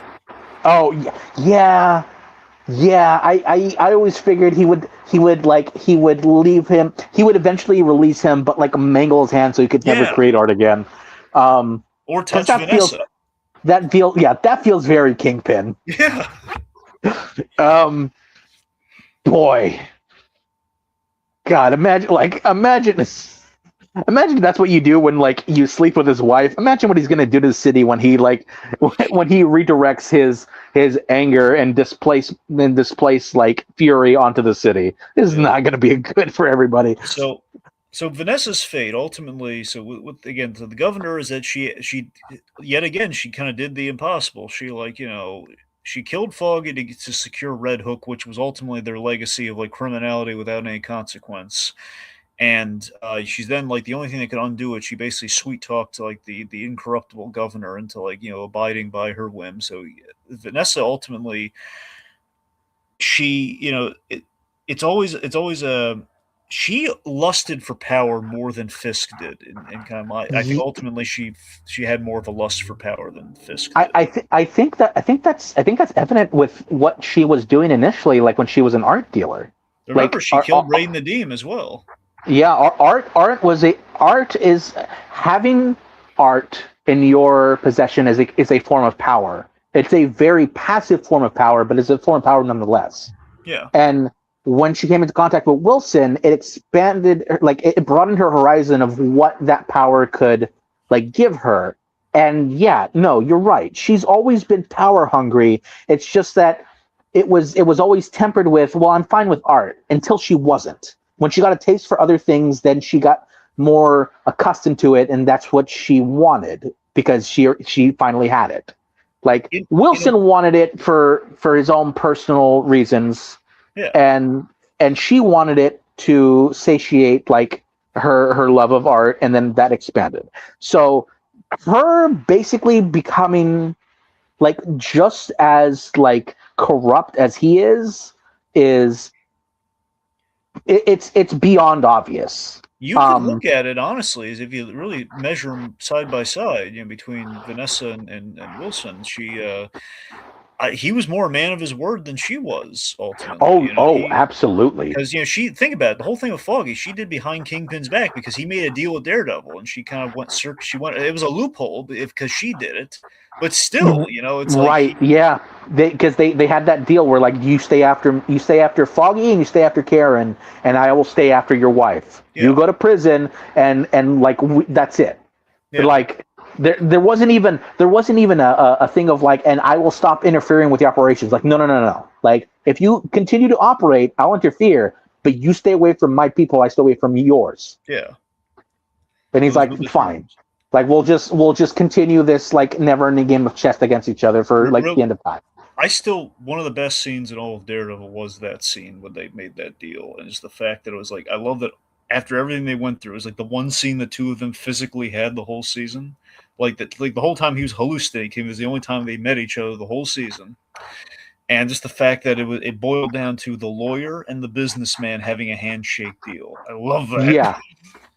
And above all else, he lifted his mask to ensure it's like Yeah, you know who I am. I know you know, and you know that I know you know. So none of this pretense bullshit. just looking Like, looking in the blind eyes. So good. but yeah, no, like, and I'm super curious with whatever's going to happen with Vanessa, whether she's going to die or she's going to end up in a coma, never to wake up again. Because we've done that before, in comics and stuff. I wonder if there's going to be another deal made between like Matt and Fisk at the end. I It's don't think so. oh, you say that, but like the way things are going, I'm curious if they're both going to end up in the exact same place. Hmm. I But don't know. we can get there when we get to predictions. Okay. Anyway, so the point being, at the end of the day, again, she got lust for power. She went behind his back. She set Bullseye loose, and Bullseye ultimately was her undoing. So her fate is her own doing. She knows it. She had the fear and the premonition with the nightmares. She ends up proactively shooting Bullseye. But just. She went to the match. She sealed her fate when she went to the match. But again, she didn't know Bullseye was going to be there, though. But It yeah, doesn't matter. He told her to stay away. that's true. So anyway, so she was fighting till the end and by her husband's side, and I think that's kind of how she ultimately would want to go out. She and the thing about, oh my god, I just realized something. Oh my god, oh, I'm gonna save it for Braille Trail. Okay, I'm gonna save it for Braille Trail. I'm making a note of it right now. Okay, just to remind me. Okay. Oh my god, this is perfect. It's so good. Okay. Anyway, let's see. The point being, so the symbol of ambition and by the way, I love that the symbol of the ambition and power of the Kingpin, the whole the born again initiative, is what literally killed her. Like the glass figurine of like she lived and died by Wilson Fisk, and that's what killed her. Yeah. She Vanessa Fisk died at the hands of Wilson's own like ambition and vision for the city. Yeah, Like literally and figuratively, like like figuratively, Vanessa died by her own hands. Like yeah. literally, it was Wilson's like it was Wilson Fisk that killed her. And technically, the specific piece, New York killed her. So going New back to New York. York, yep. Again, staying in the city, they could have gone anywhere in the world. They talked about going anywhere in the world. She suggested out of fear of Bullseye.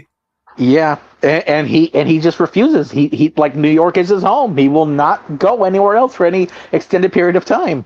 He Yep, even like dropped an Anakin Skywalker line. He hates sand. yep, he does.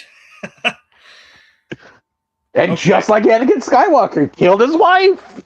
Yep. Oh god. All right. Okay. Like, we can go on. But we're gonna cap it at those arcs, and we're gonna transition to the blinding moment of awesome. Blonde Matt Murdock. Yeah. Okay, so I'm going to start us off. There are a lot of great moments to pick from, folks, but I hands down the one that gave me the most emotional investment the bullseye intro in the diner scene, set to New York state of mind. I loved it. It was like, again, it was like a Marvel one shot or a special presentation in itself. It was just all the buzz of like, I've heard all this buzz like episode 4 is supposed to be the end all be all. I was on the edge of my seat watching it, and then like when the scene played and it started like this whole bullseye short, I was like, oh my god, we are in such good shape. That was like, that's why this is my blinding moment. It was just the fact that we had all the character was represented, all the fun, all the twistedness, all the psychology was on display. I love that in the execution of this scene, the way in which we're focusing on the sounds and everything with Daredevil, we focused on he clocks all the pointy objects all the potential projectiles in the place, and even when we're not like focusing on it with racking focus, your eye is drawn to like the straw and everything, and the toothpick, and he's armed with everything, the lobster. Just Bullseye just clocking it all. He's waiting for the task force. He everything down to the banana. He relishes in the banana milkshake. It's like all these little touches, all these little details. It's the joy and the casualness in which Bullseye, enacts his perfectionist streak. In using it as an implement of murder. The bit that killed me in all the right ways, he stops the action and he says, dogs are unsanitary in a restaurant to the guy. It's like, oh my god, that is a thing he would do. Oh my god, it was just flawless. We did the whole I'm the good. He reassures him, hey, I'm the good guy with a smile on his face. Again, just Billy Joel just carrying us through the scene. Perfection. Just I was gobsmacked and like, how does it get better from this? And then if I had a runner up, it would be the ending when we had the big gun scene, the big moment with Vanessa's death, so all that. Yeah, no, it's that's probably right now the best opening like a Marvel like Disney Plus series episode has had like to date, I think. Yeah. Agreed. Like saying it almost felt like a special presentation or or whatever, that is like that cold opening was like the perfect way to introduce that character to somebody who has never even met like Bullseye in their life. It's like, who's Bullseye? That's Bullseye. Like he's a sociopathic, like sharpshooting, like a fork twirling, like a son of a bitch. Like he is as depraved and as methodical as you could imagine, and he will still surprise you at every turn. Like I thought for sure he was going to kill that dude with that dog, and maybe if it was in the comic book Bullseye would have killed that guy. Absolutely, comic Bullseye would have, yes. Yeah, he would have killed that guy. I can easily see Bullseye be like, dogs are unsanitary, killed him, and probably taken the dog. There was like a scene where I think the Garth Ennis Bullseye, I think if it was, because I know it had the same artist as Garth Ennis's run. It was he was like giving out a bazooka to like street children, like, hey, you want to fire the bazooka? Sure, go for it. Yeah, he's crazy. He's in the comic he's as sadistic as he is insane in this. The phone call was hilarious while he's waiting for his milkshake. He has this tone of voice where he's lying to the dispatcher, and like he's just so monotone. He's like, yeah, holy shit, he has a gun. He hangs up, and the smile, like ear to ear, it's all like, oh, I can't. It's like I'm gonna enjoy this. Also, yeah, it's where the hell is Frank? Seriously, like what the hell is he doing? Well, again, I want to say, we've kind of disproved it now, but I wanted to say he's doing, he's in the middle of his special presentation during all this. Whatever that's going to be. Like, I don't know if you've seen the trailer or not, but like that special presentation, like, gives the impression that it might be a lot more psychological than we think. Yeah. I really thought, apparently, unless they're plain clothes, which I really don't think is the case, it would seem that I assumed that the special presentation would be like him killing Powell and Cole North, maybe. Like, that would be like him. killing the task force guys, but that does not Speaking seem of to. Powell, he has a Well, scene where he fucks up Murdoch's office, yeah. and like intimidates Kristen. I swear to God, I need somebody to get that man like Right. ASAP. He is I getting on know. my last. He's getting my last fucking nerve. Have I you need seen the him, show God. Mayor? Have you seen the show Mayor of Kingstown with Jeremy Renner? I no, is that's the one with Jeremy Renner, right? Yeah. Yeah, no, I haven't seen it, but I've seen stuff from it here. And So is he in it? Powell is in it. He plays the dirty cop in that as well. Oh, of course he does. You know, he looks like the kind. Yes. Yeah, I it's desperately weird. I want Powell to get comeuppance, and I really want Frank to be the one to do it. But Yeah, like wouldn't it be lovely if like at the end of this season, like Frank just shows up for like a fraction of a second, like shoots Pal in the head, and then walks off to be in his special. yeah, that'd be great. That would be great. Like I don't even need the build up. Just like take him out, please. He is such a piece of shit. Yeah, he is. Like I've hated him he ever. shoots him right in the skull logo on the chest, like right above the heart. That's where he gets Yeah, him. like no, you know what? I need him shot right in the eye, right in the eye where Matt gave him that black eye back in season 1. That's where I need it. You know what the best defense in boxing is, right?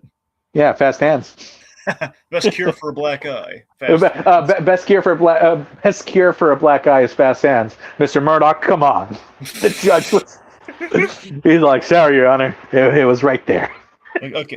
Anyway, so we got to talk. So let's talk about your blinding moment. Right. Okay. So my my blinding moment, and it's not long and it's not as spectacular. There's some great action in it for like It was for like a hot scene second between them, though. We should talk about that.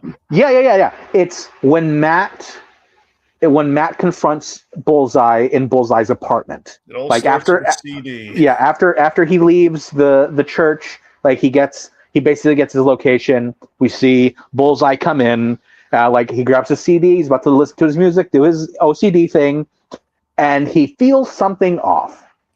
And within a second, he basically takes out the CD, like throws it like a ninja star. We pan out and we see Daredevil's right behind him. He ricocheted the DVD to hit like behind him. Daredevil catches it, throws it back. Bullseye dodges, embeds itself in the wall, and they basically tackle each other. There's a great shot where like they both punch each other at the same time and they go flying. Like Matt eventually gets him down, and Bullseye's like, "Hey, I'm on your side," and then Daredevil just like lays into him. The landlady comes in. Bullseye has her like at gunpoint. Interesting, his finger is not on the trigger. Yeah. Like I noticed that. I'm like, huh? He has her at gunpoint. Like Matt can clearly tell he probably isn't going to shoot her. But like you don't. But he doesn't trust Bullseye. You know he doesn't trust Bullseye. Yeah, listen. Can we also mention the fact he has a gun holster to his chest at all times? I know. I love that. That shit is basically decoration at this point. He hasn't pulled that thing once, except for like maybe one time in episode 1 of season 1 when he gave Karen a hello. Yeah. Like that gun. Like I bet that gun isn't even loaded. Like he probably has that shit for decoration only. It's like he probably uses it to get people off guard. Like, oh, he has a gun. Like, yeah, I don't need a gun. I got like a paper airplane. You're dead with that. Yeah. So they have a brief conversation. Like Daredevil he's like, what are you doing? And like Bullseye's like, what that woman made me do to your friend. He's like, don't mention him. It's like, don't try to justify anything for what you did to Foggy. Like, and he's like, I'm gonna make it right. And we have Matt say it for the first time. He's like, you're gonna kill Fisk. Like, you can't do that.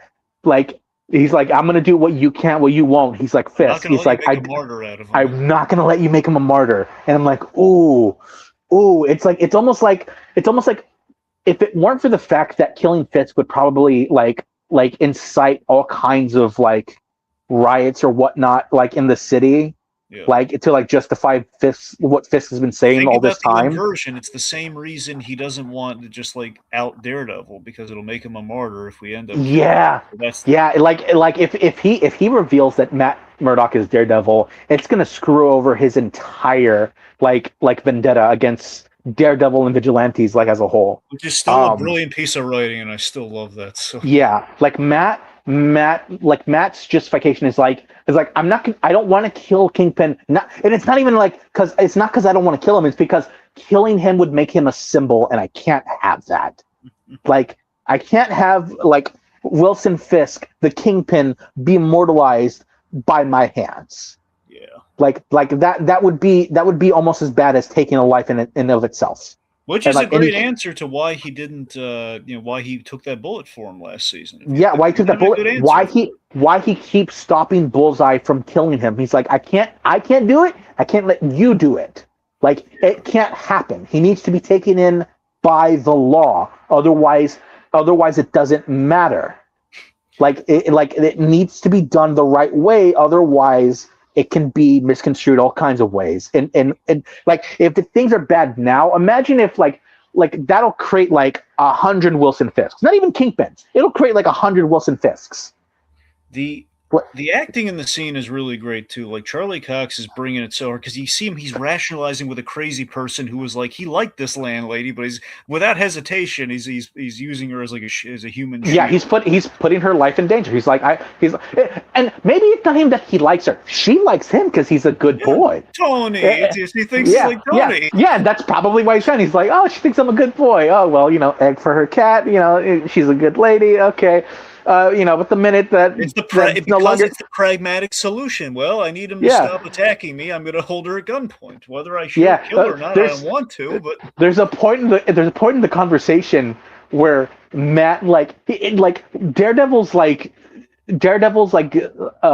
reasoning almost like breaks Matt's character. I love that. I love that that's what I'm talking about. He starts laughing. He's like, he's like, what's this one good deed? Like, oh, okay, yeah, one good day. What? Please, humor me, insane, crazy, like knife man. Tell me. That I know. That's what I'm saying. How great was that moment in the between the two of them is sensational. They're both going through so many progressions there. Like Bullseye's going from he's unstable to like I'm a good guy now, and Daredevil's like trying to humor him and trying to like keep the situation calm, just let her go. Yeah, you just need to calm down. I am calm. Which he is. Yeah, that's the scary part. Is like, I don't believe Dex. If Hulk's always angry, he's always I think the last time we ever saw him like out of sorts is when Julie disappeared. That's right. Or not even when she disappeared. When Fisk texted him as Julie saying, "I never want to see you again." Yeah. That was the last time we saw him distraught.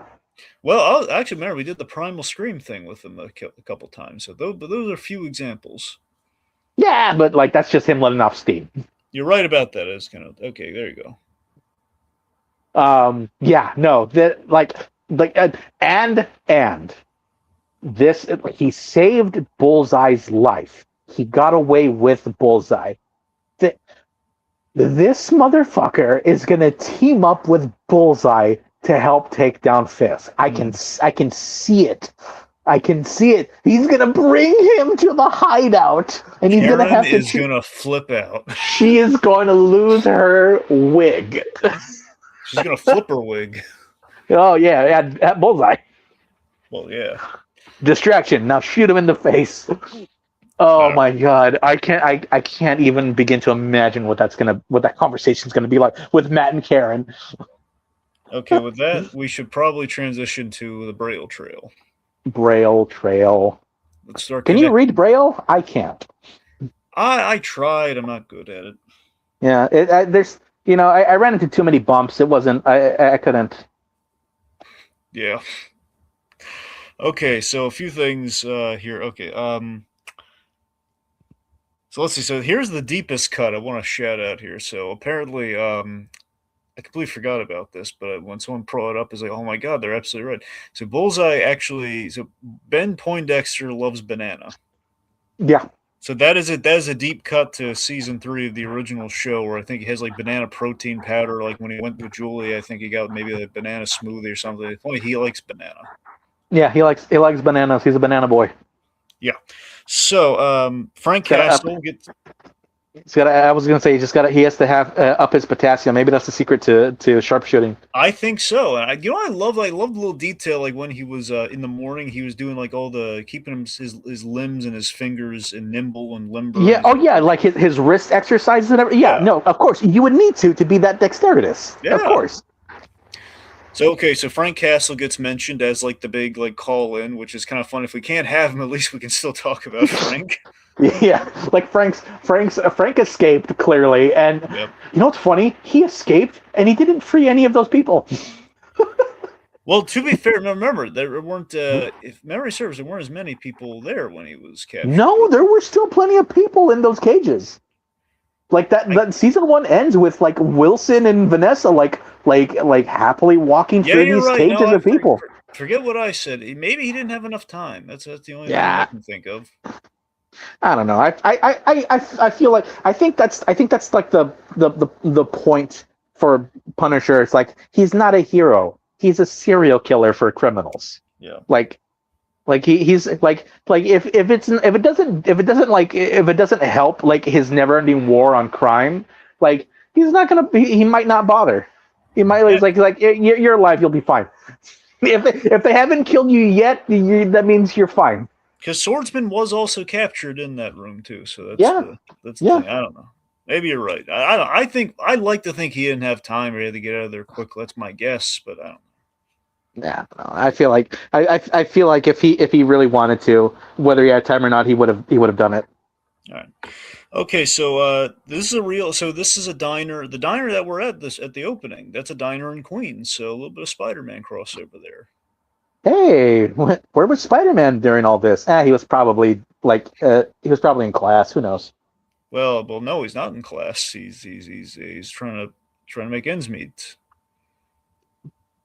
He probably went to college. You don't know. Oh well, actually, you know what? Well, you're right though. If he is, he was studying. Remember, he had like the books at the end of. He had the books for the GED, so he could get his high school diploma, assumingly, so he could apply to college. Yeah. Assumingly on some kind of like financial aid. Okay, you're probably right. I forgot about the whole he would be.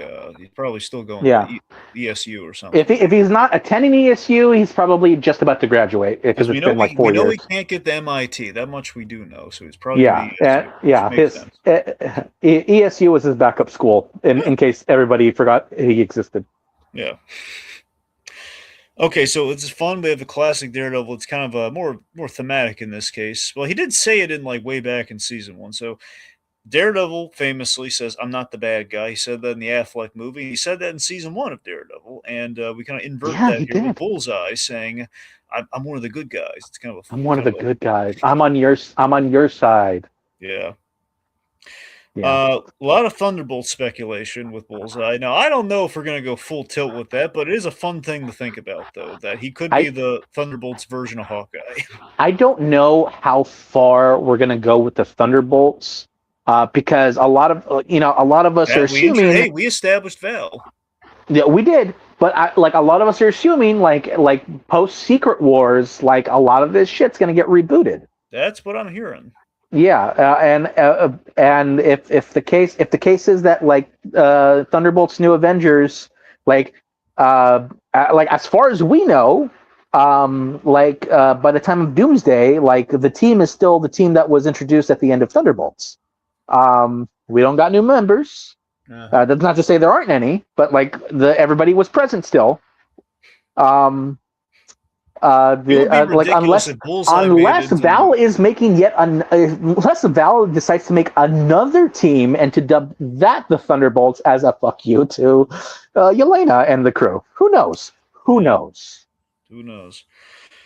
All right, let's see. So White Tiger, with we're still doing the White Tiger stuff with Angelo Del Toro, and we even throw a little Spider-Man, a little great power, great responsibility nod. Yeah, that was a fun little thing where like she's trying to convince Karen to let her do the drop off, and Karen looks at Matt and he just kind of gives a shrug like, hey, yeah, why not? Like, let her. Yep. Like he tells Karen it basically, yeah, let her, and then he has the conversation with her like after the fact, be like, are you ready for this? This is gonna sound silly. Can we just acknowledge just how cool Daredevil is just when he's like laying back in a room, just like just, he kind of waves the girl over, like this is great power you have here. Like you got How cool is it to have a costume hero in a room full of people, and it just feels like normal. yeah, I love Like it. that's outstanding, and it's weird that it's taken us this long to get it in a universe as expansive as this. Like Yeah. like to the extent where the MCU still feels like it's afraid of costumed heroes, Well, like with again, masks and it's the everything. fact that I remember Daredevil and Spider-Man are like the only costume heroes with secret identities, really. If you really Yeah, boil yeah, and even then, there's like quotation marks in the secret identity part. yeah. So it's kind of this thing where they gotta it's the MCU needs like smaller budgets so we could do street level stuff. That's the thing. Yeah, either that or like ideally, like whenever we reboot after Secret Wars, maybe it'll bring back secret identities again. That would be I mean, nice. Iron Man from the get go kind of like threw that out the window for Yeah, a lot of heroes. Um, that's true. but yeah, it's here's hoping that it's I mean, there's a that's what. logic to the MCU not having secret identities, but it's the fact that they didn't do street level heroes to kind of balance the scales there. That's the problem. Like Yeah, Miss yeah. I Marvel, mean, secret identity. So there you yeah, go. secret identity, Miss Marvel. But it didn't help that like Danny Rand like introduced himself as the immortal Iron Fist to every other person in New York City that he met. Yeah, that didn't Um, help. yeah, and everyone's like, "What the hell does that mean?" He goes, "Well, I fought a dragon." They're like, "Okay, you're clearly high." Yeah. Okay, let's see. So again, the point being, they want Spider-Man badly. Everyone wants Spider-Man badly. Dear God, Sony, why can't you just wake up and let Marvel do all the hard work for you? Come on. Like, I would settle for just a web that got shot off screen. Like, can we just have that? Yeah, like can't we just like see Task Force guys webbed up? Yeah, like Task Force guys, like a note that says your friendly neighborhood and it's Yeah, obscured. Uh, yeah, it's something. like, yeah, we can't say that, not on television. We can say it in a movie. Okay, here's something I always go on about with the show, and I've always loved it ever since the beginning, and I love that we're still doing it here. The color theory and like the whole how we play with like the every character has like a thematic color and all the thematicism with the colors. Like we do the Marvel logo at the top here. It's blue for Bullseye. Bullseye is like kind of an icy. It's basically kind of a cold-blooded, kind of blue killer thing. So he's got like He's cold, he's calm, he's calculated. yeah. So it's the whole blue violet kind of idea. Anyway, so Bullseye, we got blue and represent that with the logo. As you mentioned with Vanessa, this whole season, if you noticed, we've been putting her in red this whole season. Yeah, And that is not by accident. even the season prior to her showing up at the boxing match, she was in red. Yeah, that's the thing. We put her, we're putting her in red. We're, which again I've always equated to. It's been it's a number of things. It's kind of passion, it's romance, it's blood, it's It's it's death. violence. You're right, death, but it's also here's the kind of the Freudian one I put on it. It's Kingpin's kind of relationship to Daredevil and kind of his desire to be in basically it's kind of the never-ending dance that he has with Daredevil by proxy of Vanessa. His relationship to the city is via Daredevil, and that of course that she factors into that greatly. So she's wearing red, kind of symbolically with that, and of course the blood being the big one for this episode. Yeah, like And the Rabbit in a snowstorm, kind of being represented. Kingpin cannot get away from red.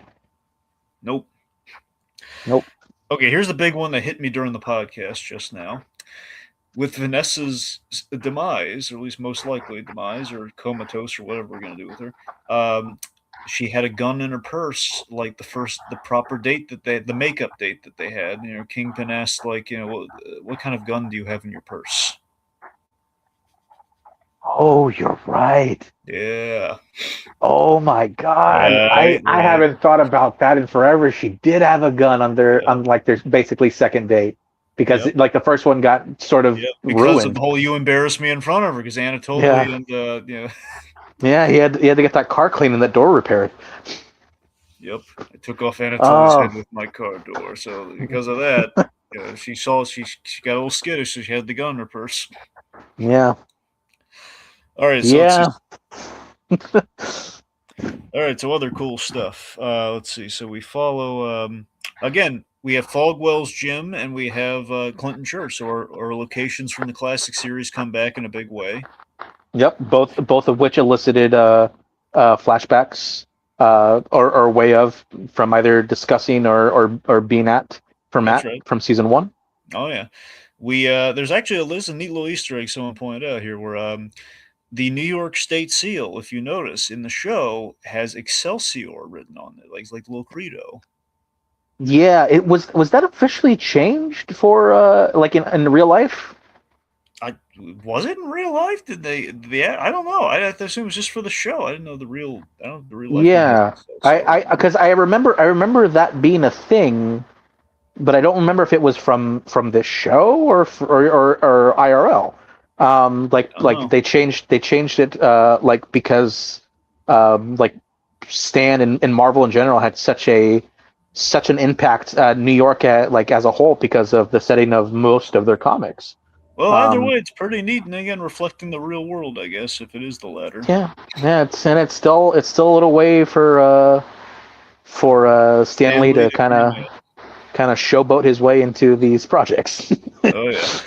So let's see. So the governor again is still the key to stopping Red Hook, and now the thing that was keeping her at bay is now gone. So Yeah, I'm super curious if she's gonna continue to back him out of respect and mourning for what happened to Vanessa now. I honestly, I think ultimately it'll with this whole loyalty thing that ever since Miss Charles brought the whole killing people, basically the loyalty test thing, it makes me worry for a lot of characters like Daniel Blake, like Buck, and especially, I mean, in this case, I think the governor is, the governor might be toast. Like if she becomes Yeah, a problem, like Kingpin will easily kill her. They introduced the governor, and I'm like, oh boy, this is gonna be interesting. If he ends up having to kill the governor, there's going to be like a whole ripple effect there. But Yeah, he'll because who appeared in episode one? Was that the Attorney General? well, wait, in episode one. Yeah, there before Charles basically like made his introduction. Like Fisk Oh yeah, no, was. you're right. Yeah, we had that was the attorney general. Yeah. Yeah, like we're getting a lot more like political like intrigue in this season, which from last season, which is fascinating because I like seeing Fisk like as uncomfortable as he is, like in a political setting. Yeah. Because he obviously does not belong there. And it mirrors a lot of like modern day politics going on right now. Yep. Let's see. Okay, so again, so we're taking note with Kirsten in this episode. Kirsten points out like Cole. She's had some run-ins with this Cole North character. Now Cole North is from the comic, and we brought him back from the dead. You know, he was in the apartment explosion, and he's all scarred up, but he's still around. So I still don't think we're going to go verbatim what we do with him in the comic, but I think Cole North is going to get a satisfying demise or payoff. So I think him being back on the task force and the fact that we're pointing him out, you know. Yeah, it feels awkward that he's not the Powell character. I know, right? I still think it was a missed opportunity for Powell not to be the one to kill White Tiger. Yeah, because it was Cole North that did it, Yeah. and I was like, and then when he got taken, when we seemingly got taken out at the end of season one, I was like, oh, that was it. I'm like, all right, I guess. Yeah. And like, I know he was a character in the comics, and he's like a relatively like big character for like what he was a part of, and I was like, oh, I thought he would be more involved with this, but I guess not. Well, you know, this just occurred to me in the moment. I mean, Cole North being back, there's only one thing we can really properly do with him if we assuming it's not just the obvious like kill the guy, which we already kind of did. So I don't think we're gonna do that again. Honestly, I think what we're gonna do, I mean, short of like again going the comics route, which is he has a redemption arc, which again, it's a long shot given what he did, but we're doing that with Bullseye, so who knows? I don't. Maybe you're right. Maybe they're gonna have him be a turncoat. Like So he wanted to be back on the task force in order to infiltrate it. regardless, either that or here's the thing: if we don't do that, it'll be a thing where he feels pals betrayed him, and it'll be like the whole loyalty test thing we're doing with a lot of Kingpin and his men. Because right now, Pal's buddying up to the Kingpin, Oh yeah, and yeah. his pals been buddying up to the Kingpin. I don't know if like maybe North will feel a way about that or not. Regardless, if we don't do the whole like turncoat thing with North, I really think we got to do. It's Angela's first big. The taking down the man that killed her uncle.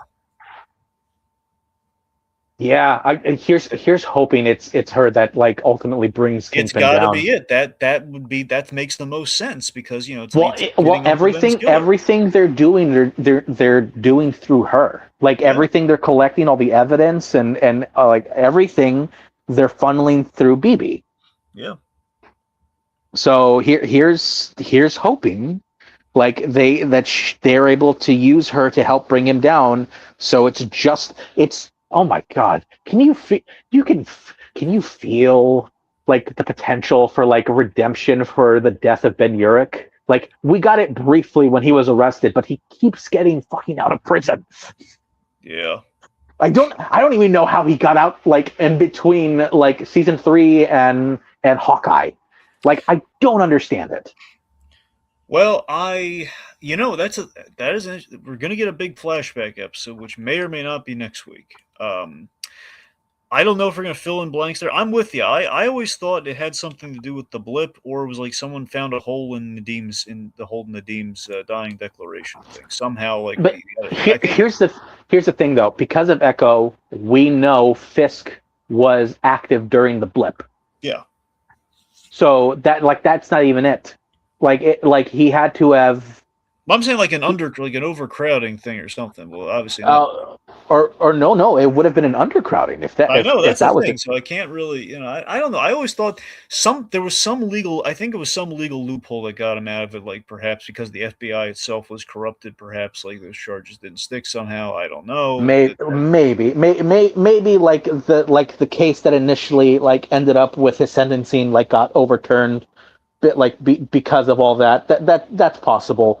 Yeah. But yeah, like I was always under the impression that he was going to prison again, and I think like Vanessa was also arrested due to being suspected, but I think the only evidence that they truly had would have came from Matt, and he kept that secret. Well, that's the thing. Matt didn't pursue Vanessa, so Vanessa got away scot free, and that's why she's running the criminal enterprise. So that's what happened Right. there. But Which in which case they just need if Vanessa wasn't brought up on charges for the murder of Agent Nadim, they need to bring that genie back out of the bottle. if because I'm like, let's dust that off, shall we? Yeah. Like Nadim died for this. Like, yeah, he was a piece of shit for a bit because he was a coward and he went with Fisk like from the get go. Like he got in too deep before he realized like in what waters he was swimming in. But we loved Nadim though. We felt bad for him. Oh yeah, no. Listen, he literally died like so that they had a shot to take down the Kingpin. Yeah. So like props to him. But like still, fuck him for what he did like beforehand. Yeah. Okay. Anyway, so the point is Cole North though being against White Tiger though, that's the thing. So we still got to avenge Ben Urich though. I just want to make sure that we're distinct on that. Yeah, Ben. Okay, so the city without fear videos, we're still doing those. We have like the whole Gorilla Fisk marketing campaign where we have BB wearing the Kingpin mask, and she's now armed with more key information thanks to the video confession they have from the first mate. God, Marvel needs to sell those, like unironically. Yeah. So Buck kills the first mate. That's a big plot point. So Buck has killed like their big like the guy who's willing to testify against Fisk and bring the whole thing down. So now they have yet again another step backwards. Yeah, I bet Buck's gonna feel like all kinds of way for feeling like he failed the Kingpin for not being at the match. Again, I'm convinced next episode, if like the teases and the rumors to be true, that's when we're getting our big Wesley flashback and our Foggy flashbacks. And I hear they're going to be intertwined, like interspersed within the episodes. So if that is the case, I'm sure it might be drawing some parallels with Wesley to maybe Buck and other characters and Daniel. Yeah, Blake, that's perhaps. That's gonna be great. It's gonna be so good to see them again. I remember Wesley. He was such a I love he Toby Leonard Moore. He's such a good actor. yeah, and man, has he not aged a day. Yeah, no, he's great. Yeah. Okay, let's see. So, the bullseye symbol. I love the way he's making like his egg in the morning. He's like putting like the butter or whatever, like the nonstick stuff in the pan in the bullseye pattern, and then he's putting ketchup on the doors, making the bullseye symbol. Yeah, I remember seeing the bullseye symbol on the diner doors, like Uh-huh. in previews and stuff, and I'm like, oh, that's a little grotesque. But then and then it was ketchup. I'm like, oh, thank God. I thought he was doing finger paints with people's blood and shit. Like he's not that insane. Thank God. If he did that, we would our running gag on the podcast for Daredevil would have come in handy with this whole like Elektra thing where Elektra because of the way Elektra was brought back, with the black sky and everything. We put her in like the big blood chamber. And she was always bloodthirsty. In fact, she was Black Sky. The gag is like, she's bloodthirsty, but in a chipper way. Like, come on, Matthew, I want the splishy splash in the blood. That kind of stuff. So that's kind of the running gag where Elektra is just very, in a very charming, almost a cutesy way. She's abdicating for violence. So That she would would be absolutely like, oh yes, listen with the finger paints in the blood, Matthew. now that would be a fun thing to do to bring back Elektra now, especially with the hand of it all seemingly appearing in Spider-Man going Yeah, forward. now would be the time. So we'll see how that goes. All right, let's And see. now we can have Daredevil. Now we can have Bullseye Killer. Yeah, you're right. We could. Okay, let's see. So, sorry. No, I was just laughing about it. Okay, so the body disposal needs, we're killing Mr. Charles guys, and I'm sure again we had this shot in the trailer where it's Daniel Blake and Buck, disposing of a body, and I was thinking when I saw Mr. Charles guys go down, I was thinking, oh, Mr. Charles is going to task Fisk with disposing of the bodies, and he's going to unload it onto those guys. Yeah, that'd be funny. If like you kill my guys, like you clean it up. Yeah, I'm convinced. I wonder if they're like, imagine Mr. Charles shows up just to pile on, but I wonder if that would be the end of Mr. Charles. Their Kingpin would have, if he comes at him like during Vanessa's funeral, and he's gonna unload that on him. There's still one shot we haven't seen that was in the previews that has Matthew Lillard, and it's like it looks like a raid, and like Mr. Charles is like in a bulletproof vest, like he's like either leading or like helping along. So we know to some extent he's going to be like an active participant, like on the streets. I'm curious.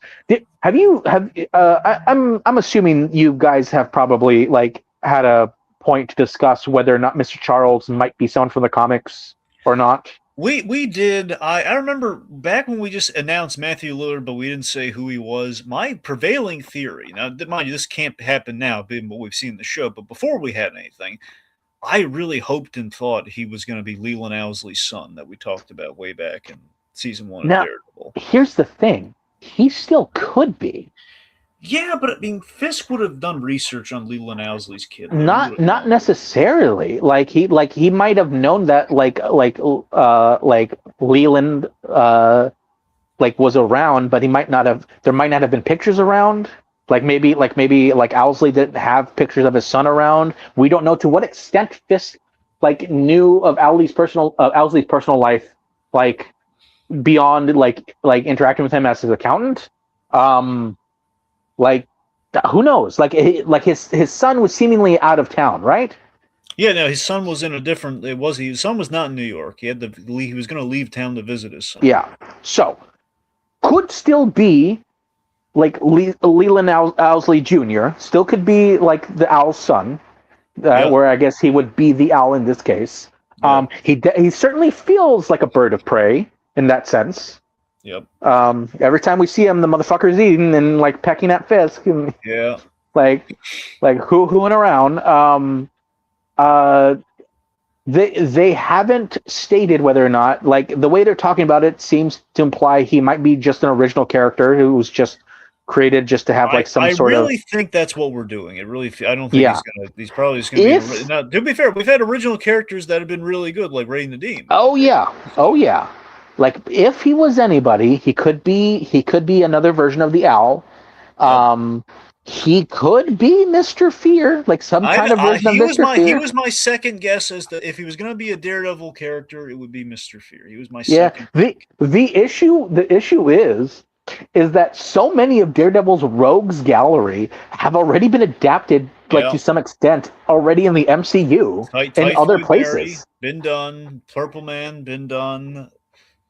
The Leapfrog, been done, but was in She-Hulk and still with Daredevil, so that one's good. yeah, that one's fine. Matador, Matador and Minotaur, who were also Daredevil villains, were in She-Hulk as well. That's right. You know what my bucket list is still, and I doubt it. I'd be shocked if they made Matthew Lillard this character, but I'm just saying in general, though, at some point, I really want him to do Stiltman. I desperately want Stiltman. Oh my God! If he what's Stiltman's real name? The original one. It was I don't remember. I remember like the Leapfrog name. I don't remember the. But you know who we need? We need Turk Barrett back, man. Okay, you're right. Turk Barrett was the good luck charm, and you're right. That we do desperately need him. Because where did we leave him off? I think we left him off. We know he's going to be. Here's the thing: if they're bringing everyone back for season 3, he's got to come back in season 3. That'd be the season to bring him back. Oh yeah, especially with all the Defenders, like just bring him in. You know what? Make him Stiltman. Like that was he was in the suit once in the comics. He was in the Stiltman suit in the comics. Oh yeah.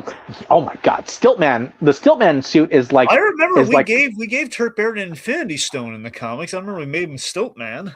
Oh yeah, no, yeah. He either stole or got his hands on the Stiltman suit, and he was Stiltman for like a hot second. If that is the case, then you're absolutely right. That would be amazing. That would be that would be perfect. That would be the way. That would be seriously. Stillman's a joke character anyway. That would be perfect. I completely forgot about that. You're right. He briefly kind of got his hands on the suit, and we've established that.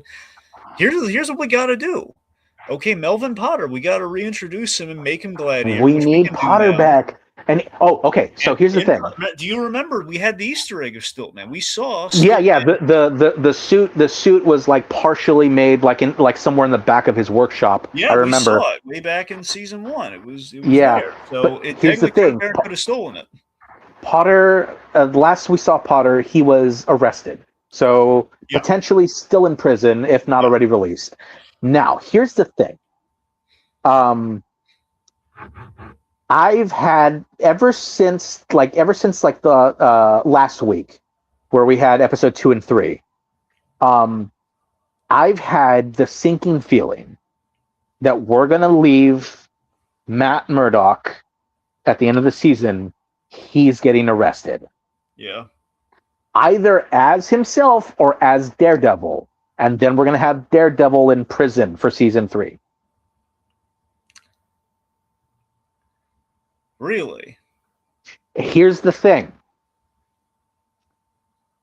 The way he's been, Charlie Cox has been showing up in interviews and stuff to do promotion for this season, to date, currently. He's also mentioned how he's back from set filming for season 3 of Daredevil Born Again. Mm-hmm. That man has a full-on beard. Well, yeah, I mean, he kind of had the beard in when you say full-on beard, do you just mean I mean like you can tug at it. So you mean it's like hanging down, not just like he has a beard that's like a few inches off of his face. Which in the comics, when we've done Daredevil in prison, he's had he's kind of had the beard. Right. So here's some credence to your theory. Okay, you ready for this? Yeah. Spider-Man, we have a scene in a prison with the hand. True. So if again, a lot of people have seen hey, we've painted out potentially characters charging at the hand ninjas, like we did with No Way Home, and they're like all the 3 Spider-Men shot going up against the Sinister Six. Perhaps he's at prison to save Daredevil, or he's going to get the assistance of Daredevil, or he's saving Daredevil from the hand. Yeah, that's possible. Maybe that's how the hand is involved, in any way, shape, or form. If we do the prison thing, that would make the most sense without question. And I believe it was the Real Rejects. They talked about this like in like one of their discussion videos a few days ago. Coy Johnson, I think, mentioned this. Like a great way to reintroduce like Finn Jones as Danny Rand for season 3 is to have him pose as Daredevil while Matt is in prison. If Matt is in prison because his identity was exposed and he's being imprisoned for being a vigilante, specifically Daredevil, if Finn Jones returns as Danny Rand, a way to help bring that character's spotlight and people's view of the character into a good light would be to have him pose as Daredevil on the outside to help sell the theory that Matt Murdock is not Daredevil. Which, of course, in the comics, briefly, Danny Rand was Daredevil. Correct. Here's the thing. When we started Iron Fist season 2, and we did kind of it was like the whole defend the city promise he made the Daredevil, and he was suiting up. Obviously, he wasn't going to be in the full costume, but Daredevil costume, but it was kind of a nod to that. So, look, I'd be on board for that. You got to remember though, Finn Jones, it's a mountain to climb with that guy. It's not his fault. It's not his fault. And I will say, season 1 wasn't great. There were some moments, but overall, no, that wasn't it. No. Season 2 was slightly better. Yeah, it was. The one episode he had in season 2 of Luke Cage, where he teamed up, that was perfect, phenomenal. And I want an entire series of that. I can't tell you how long I've been pitching. I keep pitching let's do Heroes for Hire as a show, which is the two of them. That way we don't have to do Luke Cage again until or Iron Fist again until just make it Heroes for Hire. Yeah, and it looks like they're doing Mayor Luke Cage. Okay, now look, everyone. It looks a lot like the Mayor Luke Cage thing, but remember he was a nightclub owner at the end of. No, true. And maybe he's not even mayor. Maybe he might just be running to help overturn a lot of Fisk's imposed laws and orders or whatever, right? Who knows? So I as of episode 2 and 3, I have the sinking feeling Matt is gonna be on top of the mountain before he's dragged back down. Yeah. Okay, one last thing, and then we gotta call it. Okay. Oh yeah, it's 2 hours and some change already. Yeah. Okay, so first time ever Kingpin has used a gun. I think so. Yeah, yep. I think you're right. I can't recall any. He didn't fire it. Daredevil stopped him epically, but still, the first time he's ever held a gun. Yeah. So that's a big one for you there. That, and I can only imagine if he'll be brandishing other weapons in the near future. Yeah, I don't know. Okay, so that so I guess just the final thoughts. Again, this episode is just perfect. It's the apple of the season so far, and possibly it's going to get even better. This is just a phenomenal. Just truly a phenomenal episode that it's a really great representation of Bullseye, and it just really celebrates that and just the history of the Netflix shows. It's just, we've really hit our stride here, and we're only hopefully just beginning. It just again, watching this just made me feel like I felt years ago when I watched the Daredevil, when we watched the Daredevil seasons for the first time, just excited, and you're glued to the screen, oh my god, what is happening next? All the moments we had flickers of in season 1 of Born Again, just maintained from start to finish for an episode, Yeah, Daredevil is the reason I have Netflix today. Yeah, likewise. Yeah, I got it specifically to watch the show. I could have watched it without it, because there are ways to do that. But I distinctly got Netflix to watch Daredevil. Oh yeah. And I have it to this day, even though I don't really use it that much, but still. Yeah, this show means a lot to me, to you, to a lot of people out there. I'm happy that this season has been getting back to what that feeling was for a lot of us. Um, I also hope that it maintains its momentum. Um, I'm terrified and excited for what's to come.